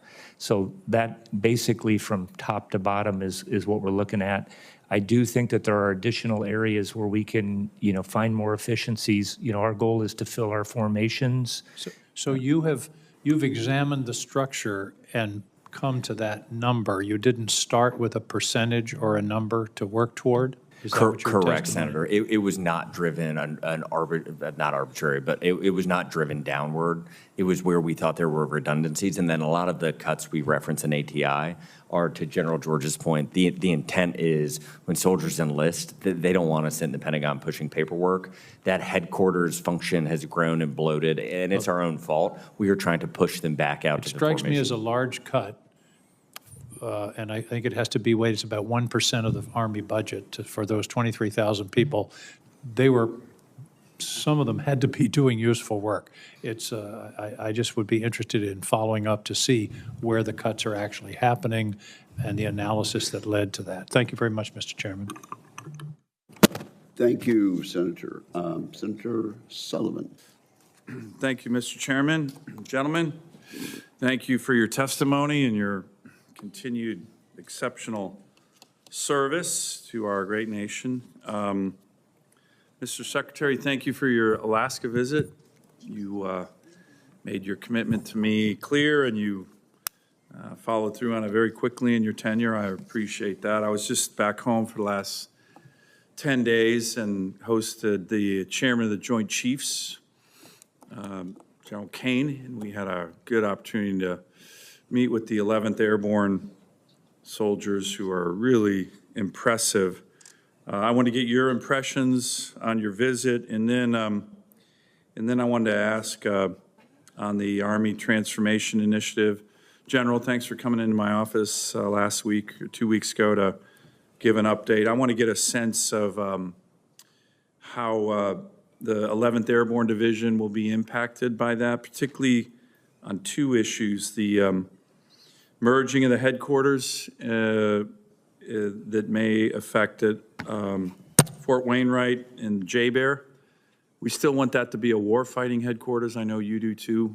It's been an admin headquarters for many years. I love the idea of the 11th Airborne now being the competitor to the 82nd Airborne. I know the 82nd Airborne has a storied history. So does the 11th Airborne, by the way, in World War II. A lot of people don't know that. But it's always good to have that good internal competition just for the 82nd Airborne folks watching. I do think the 11th Airborne is maybe not only catching you, but surpassing you, particularly on Arctic Ops. Maybe you guys can comment on that as well. But your impressions, Army Transformation Initiative, and then also the issue of the 11th Airborne's aviation assets necessary to complete that transformation from a Stryker brigade to a air assault unit up in Fairbanks. Want to make sure they're getting the proper helo assets, and what's your vision on that? So there's a lot of questions, but mainly your impressions to both of you on your Alaska trip. I think you guys are doing a great job up there. I think the morale's high. That's a unit that knows what it's all about now, which I think for a long time maybe it hadn't. And as you know, that purpose is important. As somebody who was stationed at Fort Drum, New York, with the 10th Mountain Division, I think. By the way, where there's no mountains. I think I mentioned this in my hearing I that didn't you know get that. there and there are no Jack, is mountains that there. true? And contrasting that with Alaska and the training at Black Rapids, I mean, it is remarkable what soldiers are out there doing. I ended up doing an exercise with some of them, and it's hard and it's different, and it's just the way you have to think about moving soldiers up these mountains is, and a lot of the world is filled with this Arctic mountainous regions. And so the other part that kind of we blew my mind was we went to a testing facility where they were testing our equipment in these incredible freezers that would go -50, -60 degrees, and they would show you what happens to fluid and what happens to all of these different items that we, the United States Army, purchase that just the manufacturers either don't have the ability to do it or just don't take the time to do it. And there are all of these instances where we are buying $1 billion of something and finding out it can't operate in -20-degree temperature, which is cold, but it's not that cold. And so Yeah, and you get that a lot up at Fort Wainwright. you get it a lot. And so the soldiers will take nearly every piece of equipment they get out on these very cold days on behalf of the United States Army so we can learn. And we have learned a lot, and it has changed how we procure things. We try to get it to them earlier in the process so they can tell us if it works in those conditions. So on the helo assets and the headquarters, in terms of Army transformation, I know, General, you mentioned to me you didn't think that was going to impact the ops and size of the units up at the 11th Airborne, but can you unpack a little bit of that right now? I would say one of the things that we're trying to do with Army Transformation Initiative, and again, this gets to continuous transformation and make sure we're moving forward. I think that's actually a capability. You mentioned, having a division up there that needs to be a warfighting capability, that we need to add, certain lethal aspects to that division. And so, again, what we've got to do is I think other places, it's why we're trying to lead the way with what we're doing, reducing here and in other headquarters. This is exactly the kind of capability that we need to grow. And because of 11th Airborne, I think I've told you there, if you can operate when it's 40 and 50 below, those troopers have proved that they can go anywhere. They're just physically tough folks that can do things, and we want to invest in that Arctic capability up in Alaska. By the way, that came up a lot in our discussions with General Kane. The ability, the discipline, the leadership needed to operate at 40 below zero. If you can operate in 40 below zero where it's hard to do anything, to your point, Mr. Secretary, you can operate anywhere in the world. You can operate in the jungle, you can operate in the desert, but you can't operate in 40 below zero unless you're trained, tough, and disciplined, and I think that's what those troops are becoming. So appreciate that. I'll have a few more questions for the record, but thanks for your leadership to both of you. Thank you very much. Senator Peters. Thank you, Mr. Chairman and gentlemen. Welcome to the committee, and thank you for your service. As we've discussed here in the committee, and three of us have had a chance to discuss in my office and other places, certainly the Army Transformation Initiative is going to refocus the Army towards future conflicts, and there's some real creative thinking, I believe, going into that, and I appreciate that. But as the Army begins this rapid modernization efforts, I'm hopeful we're going to continue to capitalize on my state, the state of Michigan's really unique commercial automotive expertise, including billions of dollars of research and development and advanced manufacturing talent that is located there. And at the same time, I think we also must ensure that ATI does not compromise readiness, innovation, and manufacturing. And I'm specifically concerned about potential impacts on some critical hubs like the Detroit Arsenal, as well as the Ground Vehicle Systems Center in Michigan. These sites, as I think both of you know, are central to the Army's modernization goals and the key for both shaping, for testing, and fielding the next generation capabilities. So my first question is for you, Secretary Driscoll. Do I have your commitment to work together to maintain both the Arsenal and GVSC's role in supporting the future for the Army's both wheeled as well as tracked vehicles? I would love to work with you, Senator. And the ISV, the Infantry Squad Vehicle, it comes off of Chevy, Colorado, so it's dual use. The GM Defense have been incredible partners. I saw them a couple weeks ago as we were visiting, and what they have been able to make for our soldiers, and their CEO actually goes out into the field with our soldiers to figure out how can it be better, and then they will iterate those changes within a couple of weeks. So I completely agree that what has occurred in the vehicle manufacturing in Michigan is incredibly valuable for soldiers. And my understanding, well, thank you for bringing that vehicle up. And General, you and I talked about that as well, but I'll ask you another question. But my understanding is when you leverage that commercial expertise, you mentioned the Silverado used for this particular vehicle, you can go from concept to prototype to low-rate production within 6 months. That doesn't happen very often in the procurement process. And that's my question for you, General George. Can you speak to how the Army is going to continue to leverage Michigan's automotive manufacturing and R&D efforts and kind of build on what Secretary Driscoll told us? Certainly, Senator. I think this gets back to what we're looking at for our all across acquisitions. And we do have, Detroit Arsenal is important to us. But what's really important is our access to adopt and modify technology that's coming from the commercial sector. That's been, really important to us. And what GM and Ford and those companies spend on R&D and what they're doing with autonomous systems, in certain ways, what we're looking at is how do we restructure to make sure that we are taking advantage of that and not trying to build our own systems. We can't compete with what those two amazing companies can do up there. So what specifically do we need to do? And that's been our focus. And we've talked to a lot of the companies that are up there and will continue. So that will continue to be important to us. I think we need to adapt a little bit how we're doing that to take full advantage of what the commercial sector in Detroit offers us. Great. Well, thank you for both of you for that answer.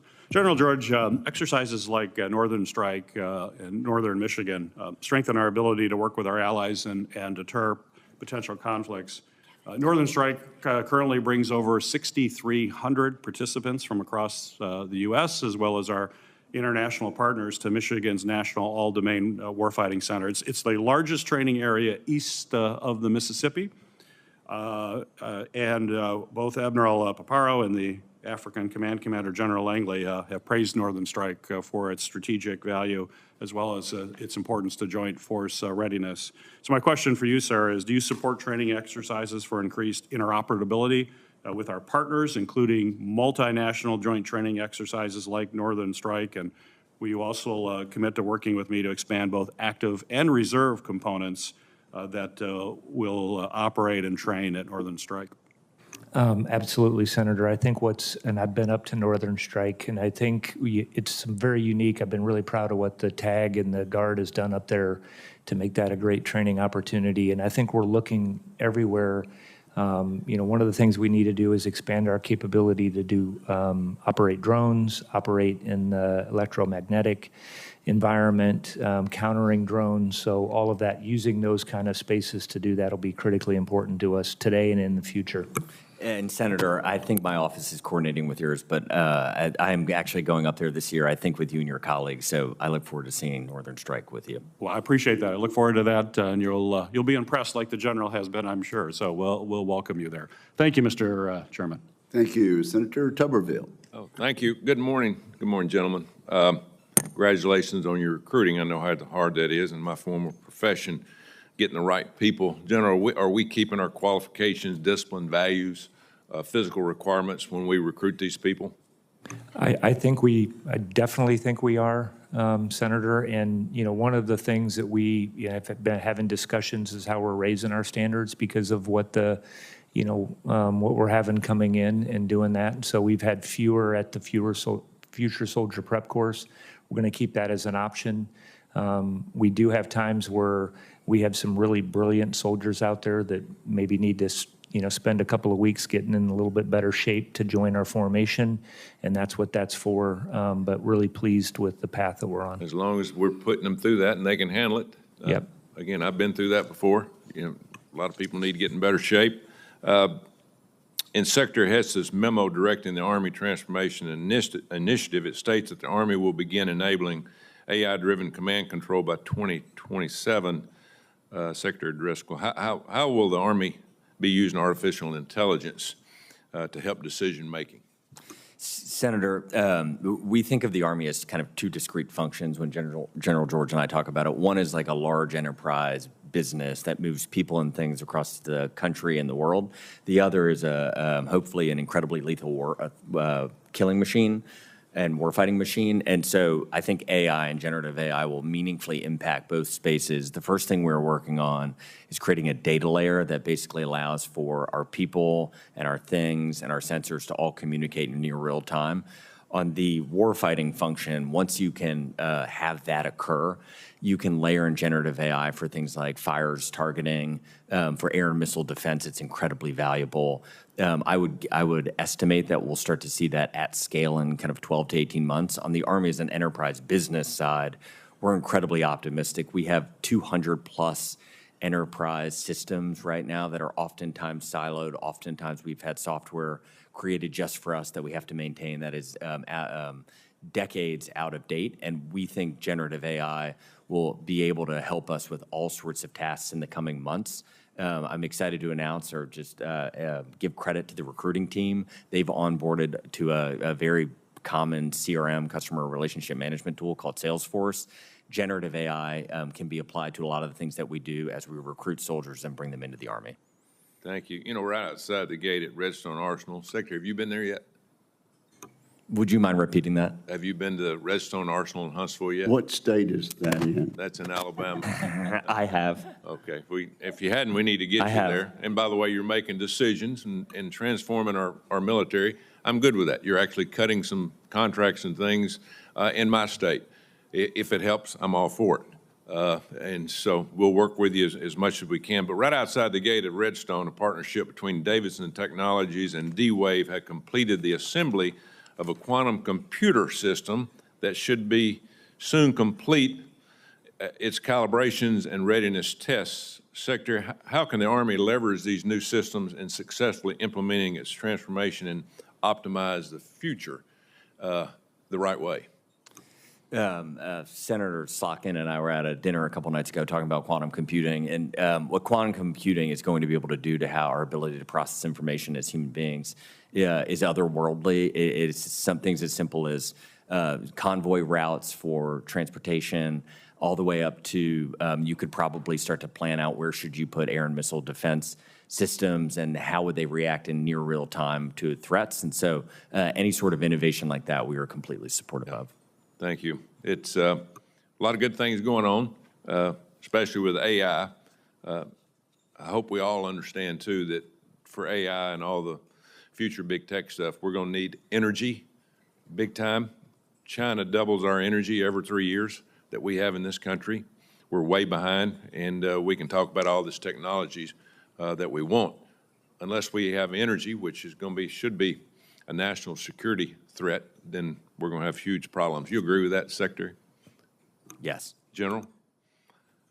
Yes, Senator, I do. Yeah, I would hope we start talking about it a lot more, make sure that, you know, with all these things we got coming down the pipe, that we have the availability to, number one, be able to build them, and number two, have the energy to run all of our data centers and mega data centers in the future. Thank you, Mr. Chairman. Thank you, Senator Tuberville. Senator Blumenthal. Thank you, Mr. Chairman. Thank you both for your service, and thanks for being here today. I listened to your early response, Secretary Driscoll, about the cost of the celebration that's planned. Just to be absolutely clear, I'm all in favor of celebrating the Army's 250th. I'm hoping maybe we'll celebrate the Navy's as well. Having some Marine Corps background. But I am struck by the cost, $25 to $40 million. As Senator King said, that's a pretty wide spread, and you're saying that it's due to the damage that may be caused? Is that the result of having tanks going through the streets of Washington and possibly tearing up the streets? And what other damage would be done? To the cost, Senator, I think from our perspective, we're optimistic and we'll be able to report to you after the parade if but why have tanks? Why this kind of parade? We believe we have a once-in-a-lifetime opportunity to fill up our recruiting pipeline with young Americans. Wouldn't your preference be to save money in light of the budget cuts we're seeing for training programs, freezes on hiring, shrinking staff levels, deferring maintenance, jeopardizing equipment maintenance? These problems are not theoretical. Wouldn't you agree that this money could be better spent? We don't have unlimited funds. Very sincerely, Senator, I think this is a once-in-a-lifetime opportunity to tell the story of the American Army. There are a lot of once-in-a-lifetime opportunities. We all have them. But it doesn't mean that we spend money extravagantly. In fact, it would be an honor to the Army to, in fact, devote those resources to where they're really needed. And let me just cite to you the fact that the National Guard Bureau has yet to be reimbursed $38 million by the Department of Army for its essential work during the presidential inaugural mission. It isn't a minor oversight. This mission demanded the Guard's expertise in security and logistics and emergency response, and the National Guard needs that money. Why are you stiffing the National Guard and spending $25 to $40 million on a parade? I'm not aware of the $38 million that you're talking about, Senator. We just went down yesterday. That was one of the things that we're talking about. That, you know, we were talking about some of the things that we need to put out there that we've been working through. So I can follow up with you on that. Well, I hope that you will, because I have a lot of trouble justifying to veterans who've been fired from positions in the federal government that we're spending potentially $40 million on a parade when they have been fired because supposedly we have to eliminate waste, including veterans who were in the Department of Veterans Affairs. I don't know how you can justify that kind of expenditure. Let me ask you, drone warfare. Are you satisfied that we are doing enough to protect our bases in this country and elsewhere against the swarms of small, lightweight drones, such as Ukraine used in its Operation Spiderweb, and such as terrorists used in the Middle East against our base in Jordan? I've visited that area. I've heard personal descriptions from the troops there about what they fear in our inability to defend them against these types of small, lightweight drones. Are you satisfied we're doing enough both on the offense to develop our drone warfare and in terms of defending our cities as well as our bases? Senator, we are not doing enough. The current status quo is not sufficient. We are rapidly trying to iterate and prototype and work with companies who actually are deploying their technologies into Ukraine. I think this is probably an instance where the United States can be a fast follower. If we can ingest and suck out a lot of the lessons learned in the technology from Ukraine. I'm going to interrupt because my time is about to expire, and I know the chairman will interrupt me, but I have visited the Ukraine drone factories. I've spent some time in there with their military talking about their drones, and I guarantee you they are at the tip of the spear. They are way ahead of us. We have a lot to learn from them, and it's not just a luxury or convenience. We are at risk because of the technology that they have developed, and the Russians are soon going to take from them, because that's the pattern in this war. The Ukrainians take a step, the Russians try to keep up with them on drone warfare.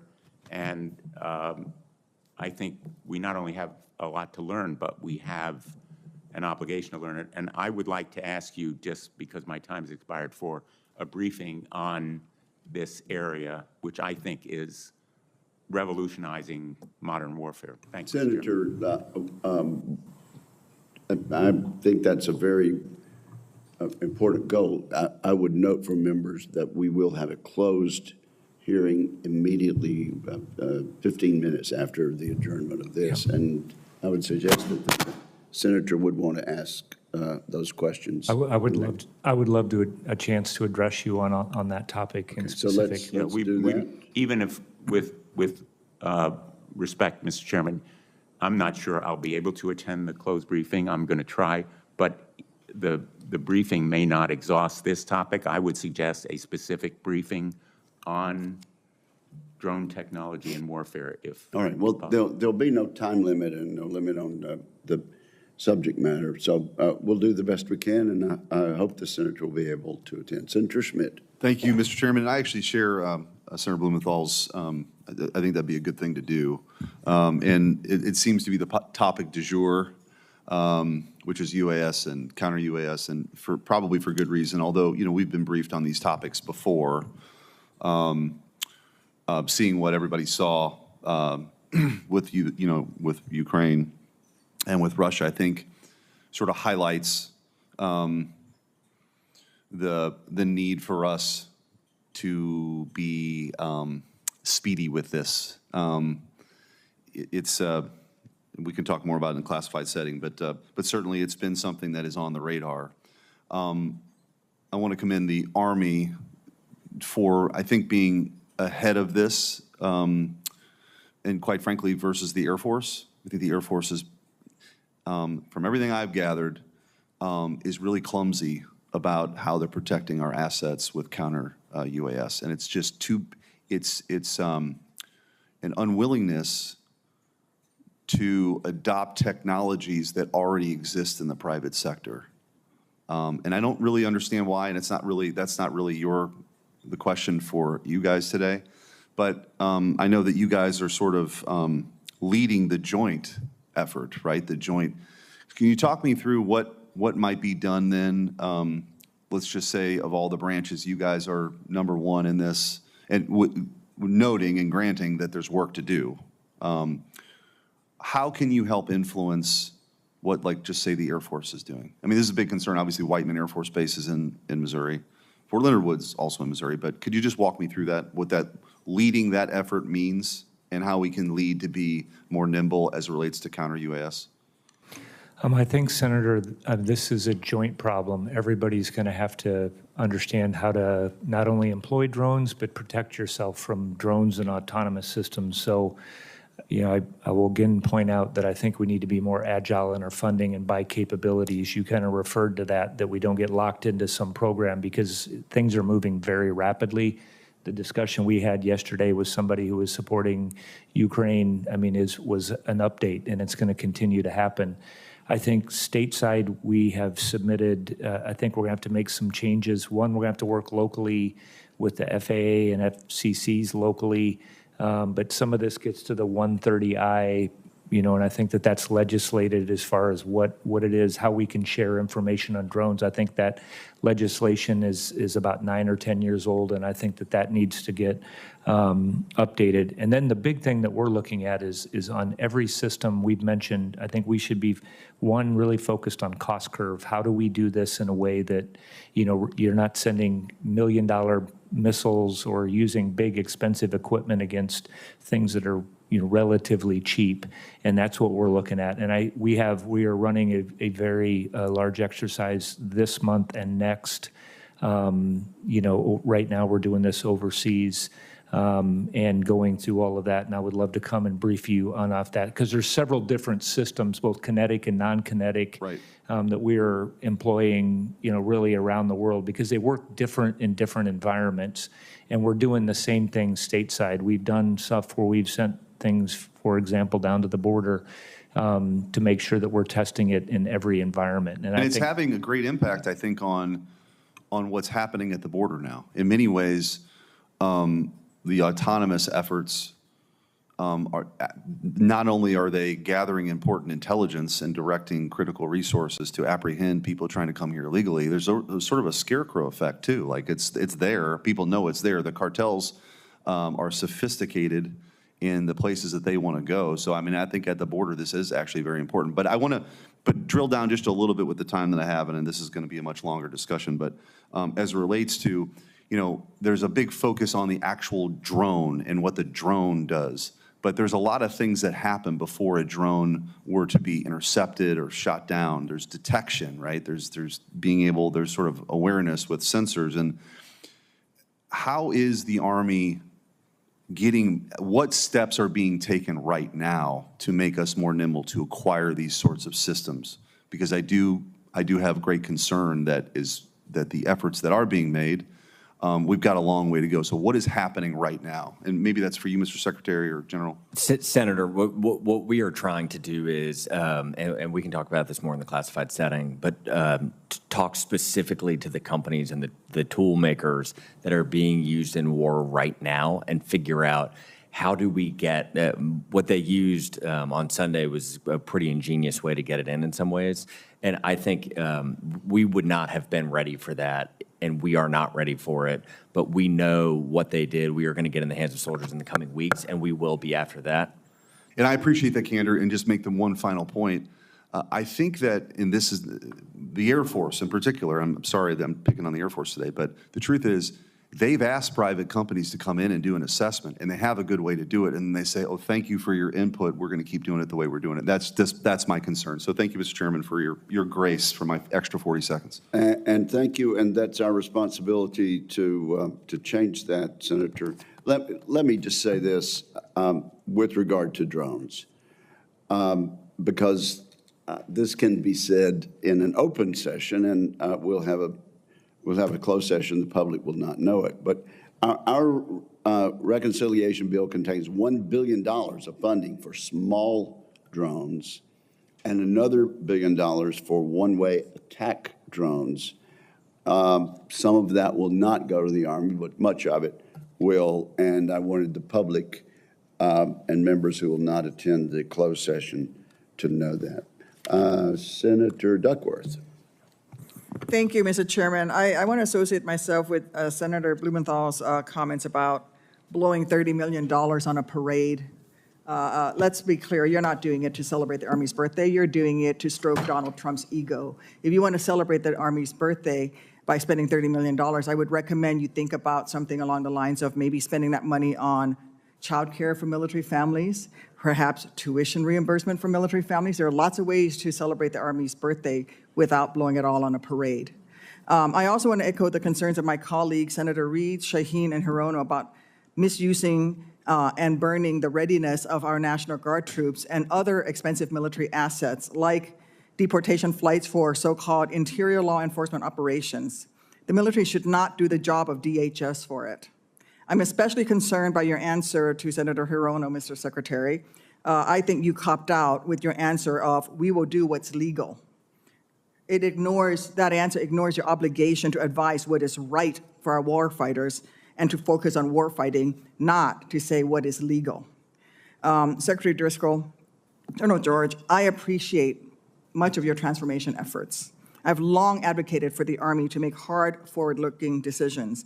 And I especially support the push to modernize our munitions enterprise to produce and deliver munitions to warfighters at scale. That's why your proposed cuts to Rock Island are confusing and troubling to me. Rock Island Arsenal is a critical part of the Army's advanced manufacturing ecosystem. It is central to the future of battlefield sustainment and logistics.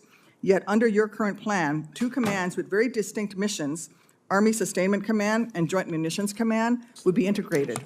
We've been told this consolidation will result in workforce reductions of approximately 100 personnel and the phasing out of a data center in Army Material Command. Beyond this, details are scarce. Secretary Driscoll, do you have more recent updates on the workforce impacts of these planned changes, including how many personnel will be affected and the timeline of implementation?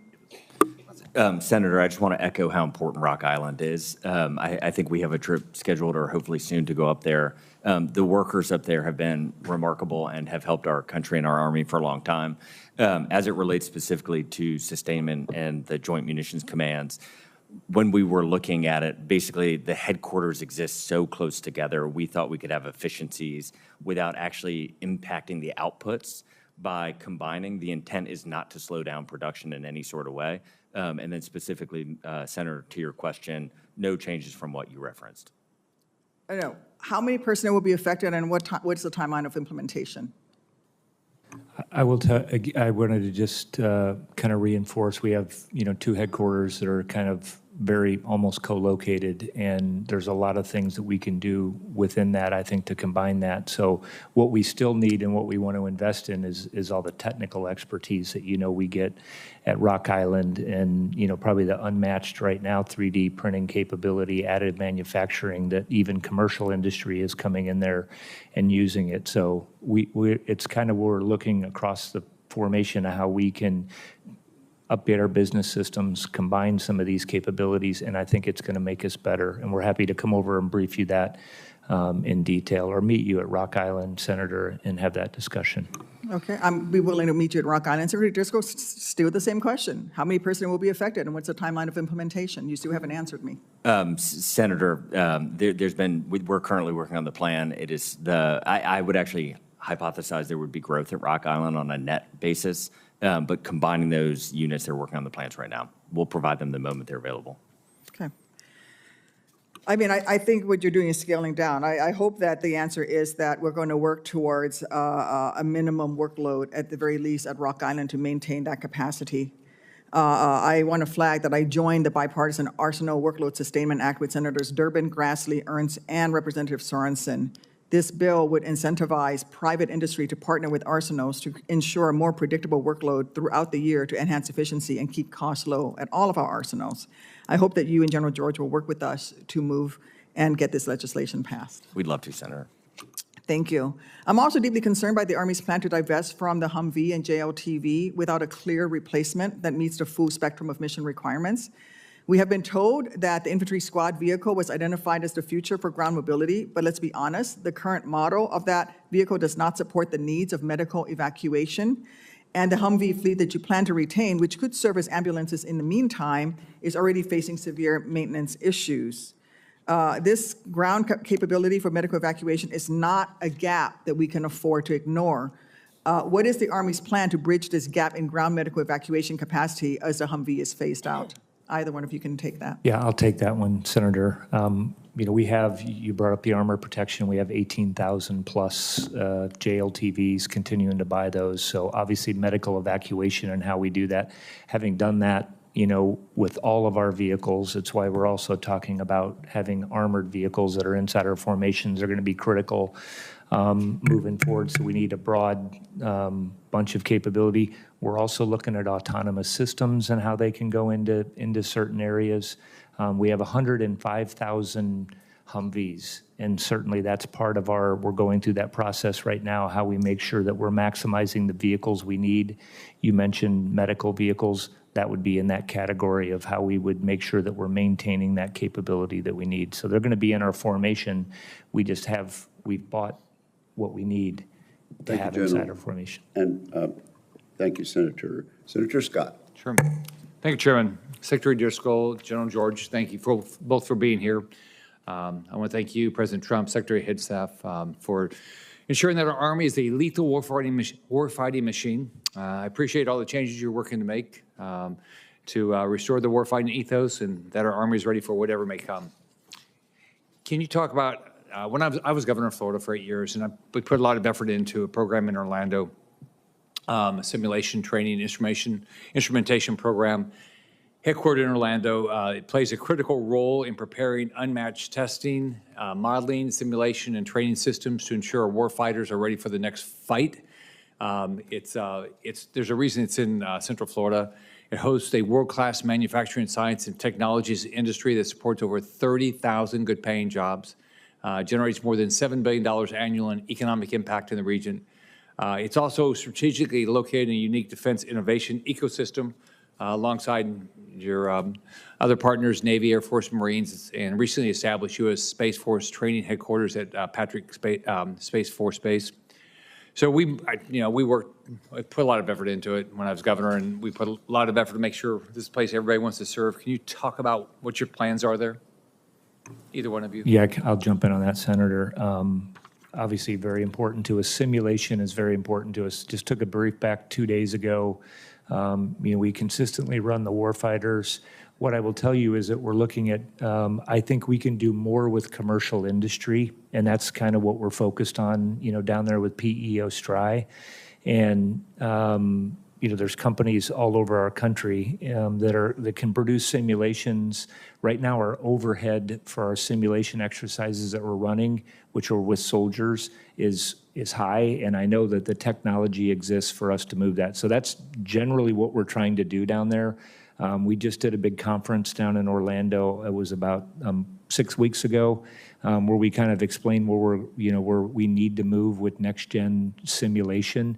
And much like some of the previous comments, I think us doing this internally is, we are going to need less expertise. We should be able to adopt and modify commercially available tech that is out there, and that's what we're focused on. And Senator, I would just say simulation has leapt forward in the last couple of years too, and it should have some incredible benefits to the United States Army. If we think about TRADOC and the number of times that we have to uproot soldiers from their families and move them somewhere in the world, that's not a particularly good outcome for all training. And so we're looking at simulation and tried to expand our use cases outside of its typical kind of maybe siloed wargaming function to actually start to empower and train our soldiers around the world.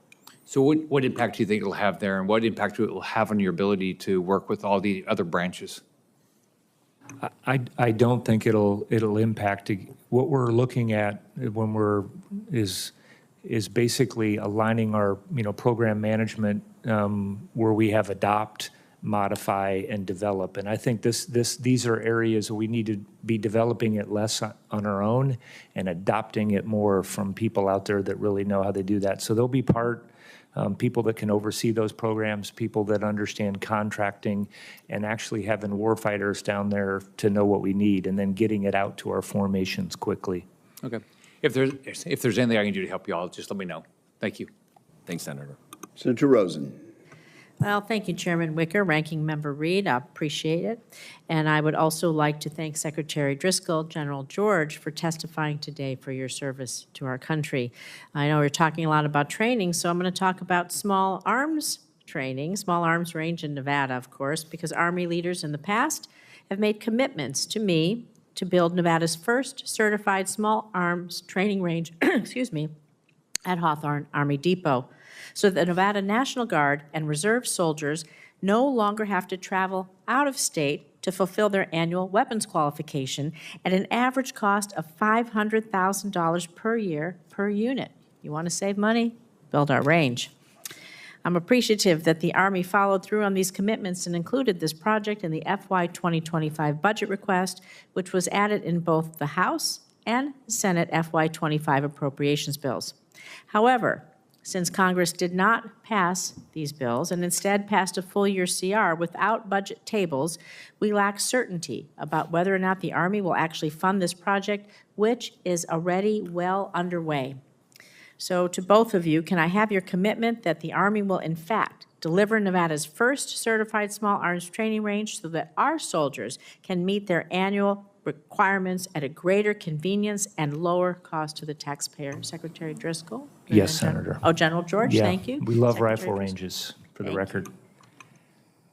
Yes, Senator. Secretary, thank you. We're going to stay on this, and we're going to talk about the Transformation Initiative and its impact to Nevada. You know, again, Hawthorne Army Depot is the world's largest ammunition depot and demilitarization facility. The depot stores and demilitarizes munitions and ensures munitions readiness for each of the services. Despite its size and crucial role that Hawthorne plays, it's in dire need of continued infrastructure upgrades. Investing in our munitions depot has only become more important in light of our need to ramp up munitions production, backfill our stockpile. So we've heard quite a bit today about the Army Transformation Initiative, but I'm concerned about these broad structural changes, particularly reductions in platforms, personnel, systems, as you've been alluding to. They might impact critical facilities and communities such as Hawthorne. So during both your confirmation hearings, you made commitments to consider further investments in Hawthorne. And can I have your commitment as that the Army moves forward with its transformation initiative? Investments in Hawthorne will continue providing munitions readiness for the Army and DOD. Secretary Driscoll? The munitions depots are incredibly important. Our magazine depth is not where it needs to be. We have got to figure out as a nation how we are going to do these investments. I think when you're referencing the cuts that we're making at ATI, What we're trying to do is, from a bottoms-up approach, where we over-indexed on things like Humvees or JLTVs, or where did we over-invest in research and development for things like our robotic combat vehicles, where can we save money and reallocate those dollars to best help with all of these big problems that we have.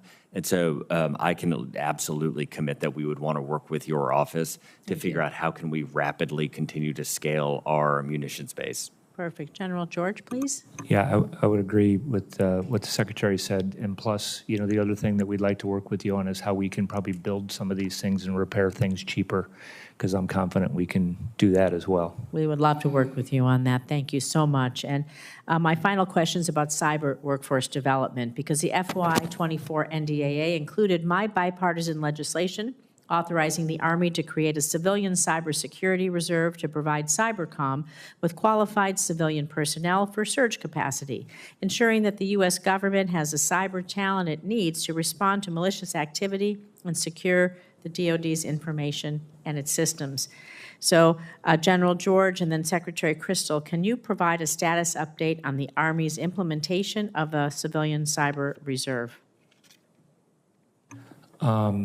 I just had about, well, I think it was last week, I took a brief, readiness brief specifically on cyber, and had our Army cyber came up and how we're filling the formations. What I don't have for you is the specifics on the civilians. I will tell you this is a conversation we have a lot as far as like for the Guard and people that are actually out there working in, and that's their day job, and have them, you know, connected to that is critically important to us. There's a lot of folks filling those positions. I do think this is an area we are trying to expand this. We're doing pretty good right now expanding it, but as you know, this is something that takes months and years to get the exquisite capability that we're talking about. So I can come and go over this in detail with you. Great to have a meeting with my team. I appreciate that. Thank you. Secretary Driscoll. Nothing additional to add other than we talk about this all the time, a little more often in the National Guard and Reserve sense, but the civilian ability to scale our cyber needs, everything we're talking about with this data layer and generative AI will require cyber warriors to help us. Especially as we try to implement Cybercom 2.0. So thank you. Thank you both. Thank you very much, Senator Banks. Thank you, Mr. Chairman. Thanks to both of you for being here today. I want to echo what others have already pointed out. It's somewhat awkward to have a budget hearing without the Army's budget. So when it is released by the Pentagon later this month, I hope we can work together to talk about priorities in the budget and how we can fight for them. But General George, thanks to the inspirational leadership of President Trump and Secretary Hegseth, there's a big difference between this year and last year when it comes to Army recruitment. And I want to unpack that with you a little bit. The Army has already met its recruiting goals for the rest of this fiscal year. The Army is seeing its best recruitment numbers in over 10 years. And the Army has already beaten its retention goal for the year. What do you make of that? What's the big difference between last year and this year that has gotten us to that point? I would tell you, Senator, we have made steady improvement over time with that. As you know, we've been talking about how we pick our recruiters, the leaders that we have, giving them the right technology, you know, the technology to make sure they're doing that, reducing the amount of forms and things that people are figuring out. So we hope to continue on that exact. We have had very good months.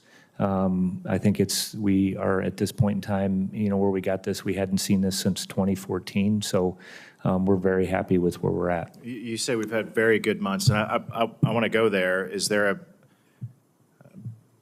Was there a good month? Was there a point, if you study the trends of these recruitment numbers, when did you see this significant shift? Because this is a significant difference between last year and this year. Yeah, I can get you the monthly data that goes, you know, back from September, October, and we have seen a slight rise, but we've been on a pretty good, steady path. I just want to, was November an indicator, November 5th?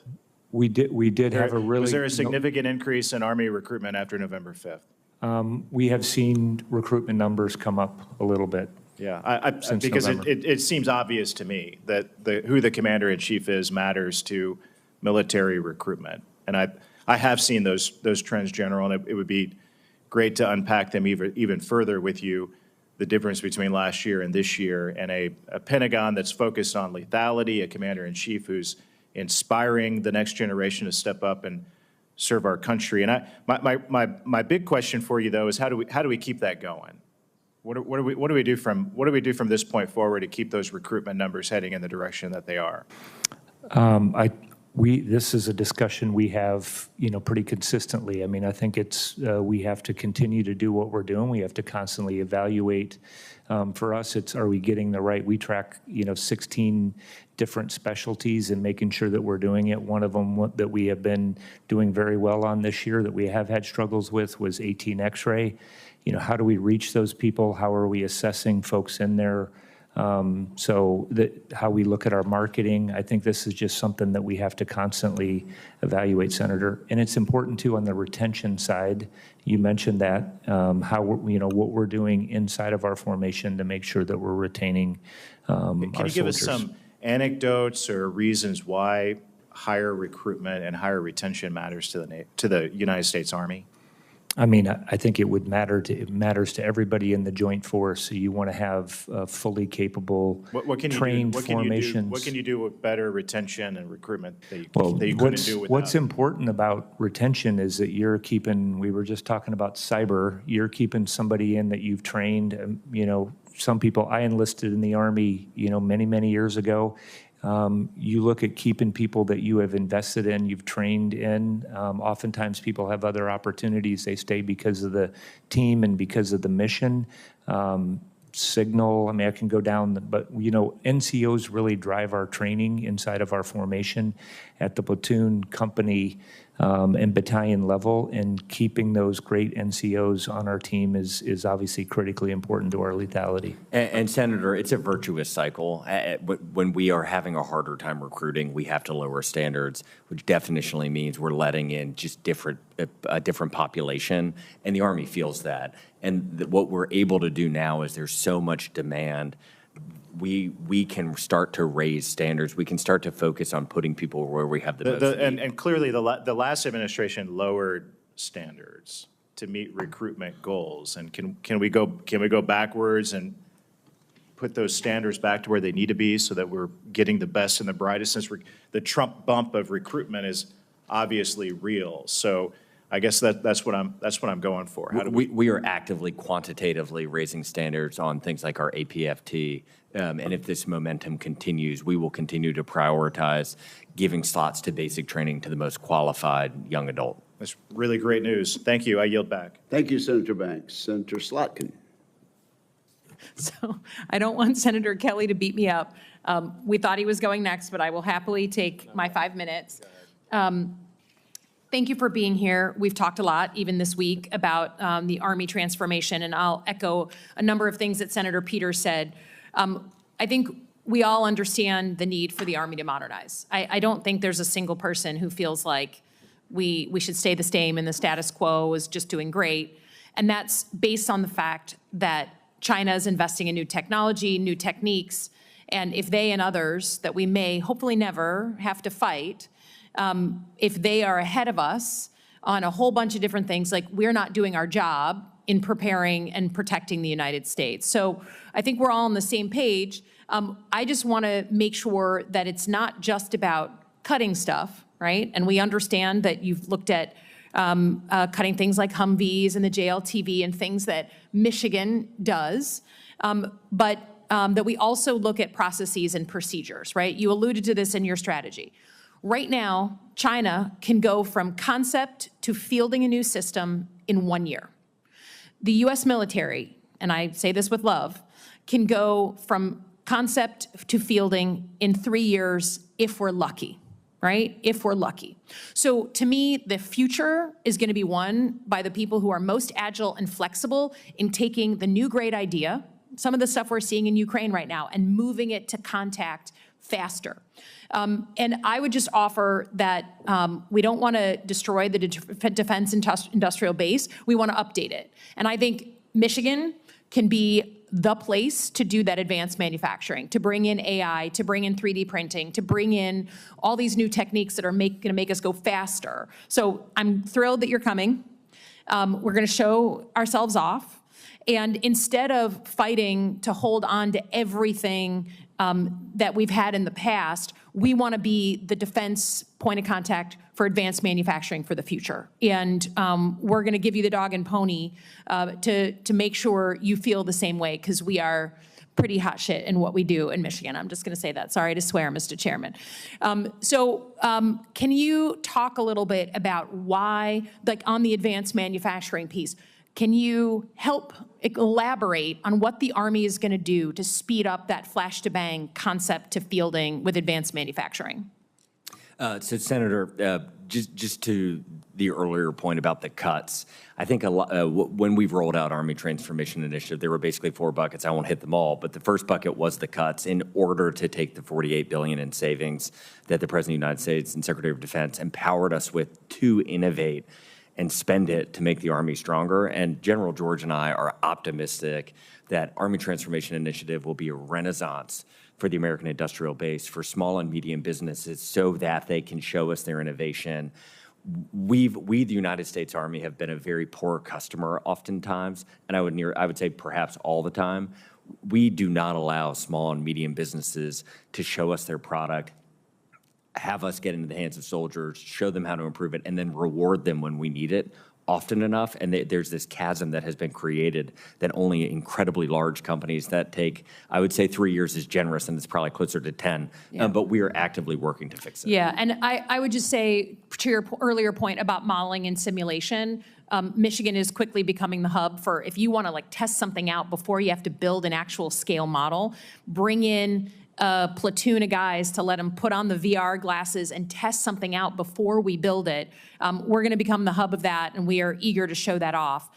But I would say, I think one of my many criticisms of this administration in general is that they're really happy to have the press conference about cutting this many people or this many programs. But as someone who worked in the federal government, it's often the procedures within the departments and agency that take forever, right? There's so many steps, there's so many things to do. And I would welcome the Pentagon actually saying, we're not just gonna do the press conferences on how many woke people we got rid of or woke programs we got rid of. And I would contend with some of those things. But it is about actually cleaning up our internal processes so it's not so laborious.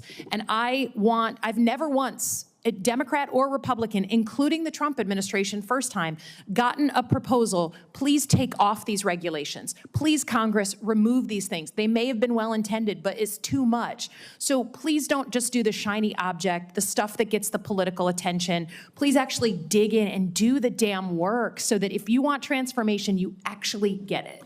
And I just want to quickly give my Ranger buddy a shout out on the recruiting side. There were over 600 forms that could possibly be filled out on recruiting. 600. I don't even know what they could all possibly ask. But obviously, you'd have to repeat your name 57 times on each of the forms. And what General George did with the recruiting team is he said, you are not allowed to have more than 10 forms, full stop, make it work. And they are at currently, I think, 8 or 9. And have cut down on 592 forms, which is remarkable. And we would be delighted to give you that list. Yeah, Sorry. thank you very much. I yield back. Can I add one thing, Chairman? Oh, sure. Thank you. We have asked, Senator, for agile funding in the past, and we have to buy capability portfolios for drones, counter drones, EW. We will be submitting that as part of our budget to have that capability. We've been asking, I think, in here for that. I would happily give flexible funding and multi-year funding if we could get our act together up here. I think we can all acknowledge that we haven't, but it's also for more traditional things. We've given you a lot of authorities over the years. There's a culture problem in the Pentagon. It's not just what more authorities we can give you. So I'm open to it 100%, but do the internal work too. Yep. Okay. Thank you, Senator Slotkin. Senator Kelly, you were polite, I think, and let Senator Slotkin walk in the door ahead of you, and you seem to have been punished for that. Well, it worked out well because of what she had asked, Mr. Chairman. And so you yield back. Good lead-in. I understand you're yielding back. Is that correct? No, I am not. Okay. I am not. Senator Kelly. Thank you, Mr. Chairman. And thank you, Senator Slotkin. It was perfect talking about advanced manufacturing because I have a similar and a related question on the Army Transformation Initiative. So first of all, Secretary Driscoll, General George, thank you. Good to see you both again. And thank you to you and your families for your continued service. Secretary Driscoll, is it, in reference to the Army Transformation Initiative, is it correct that it is consistent with the Secretary of Defense's directive on Army transformation and acquisition reform? That Yes. those things are consistent? Okay, Yes. thank you. Yes. And that directive states that the Army must prioritize investments in existing resources to improve electronic warfare capabilities, among other things. Is that correct? Yes, I believe so. Yeah, thank you. And I agree. I mean, lessons learned from the conflict in Ukraine especially do underscore the requirement for just how important our offensive and defensive electronic warfare capabilities are. We've seen that on the battlefield in Europe. So it seems to me that the Army would want to bolster its electronic warfare test and evaluation capabilities. Senator Slotkin talked about advanced manufacturing. One aspect of being able to manufacture advanced, innovative combat power is to be able to test it and evaluate it. Without test and evaluation, you don't know what you're going to get. So we want to ensure that we can deliver the most advanced warfighting capabilities in any conflict. Would you agree with that? Yes. So it's concerning to me that the U.S. Army Test and Evaluation Command, ATEC, has a reduction in force plan that would disproportionately impact the Army's primary electronic warfare test and evaluation center, and that is the Electronic Proving Ground at Fort Huachuca, outside of Sierra Vista in Arizona. The Electronic Proving Ground provides the unique capability to execute electronic warfare developmental testing without interference due to its unique geography. It sits in a bowl surrounded by some mountains. It also benefits from an ideal climate. There's over 320 flying days per year in federally protected airspace, which further minimizes interference and allowing us to conduct aggressive, offensive EW jamming tests that really show off our capability. This is important developmental test. The existing ATEC proving grounds simply cannot provide the same environments outside of Fort Huachuca.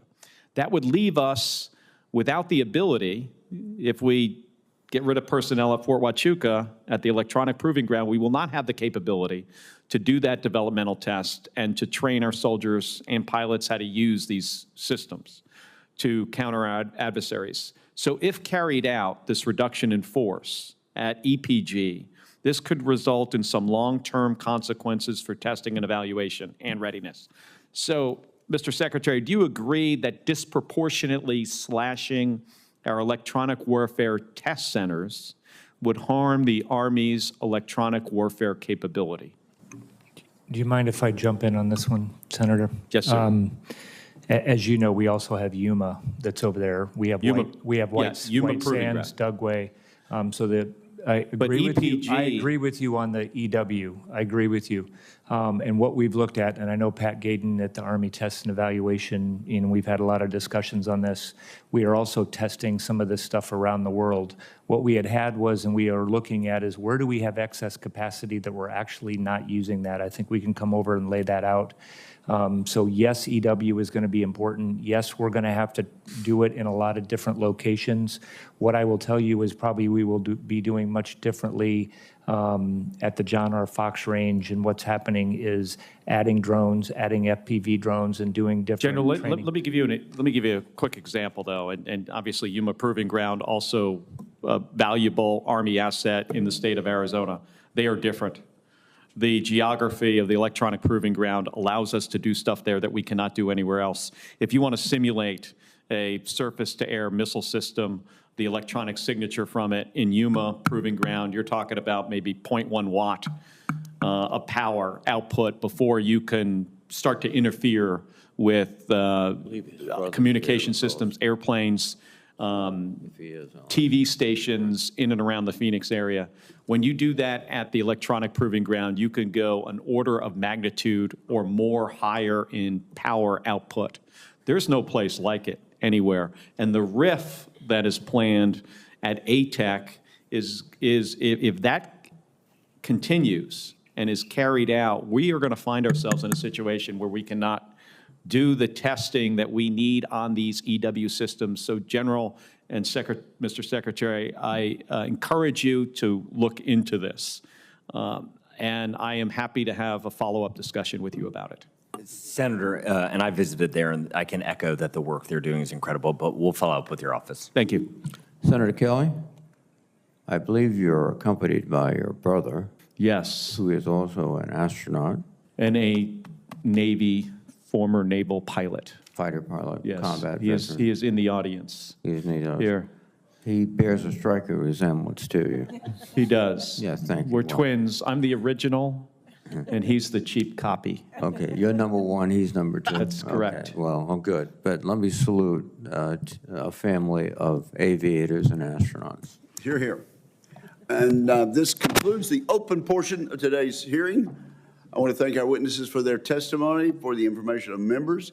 Question for the record will be due to the committee within 2 business days of the conclusion of the hearing. We will commence the closed portion of this hearing in the Senate Security in 15 minutes.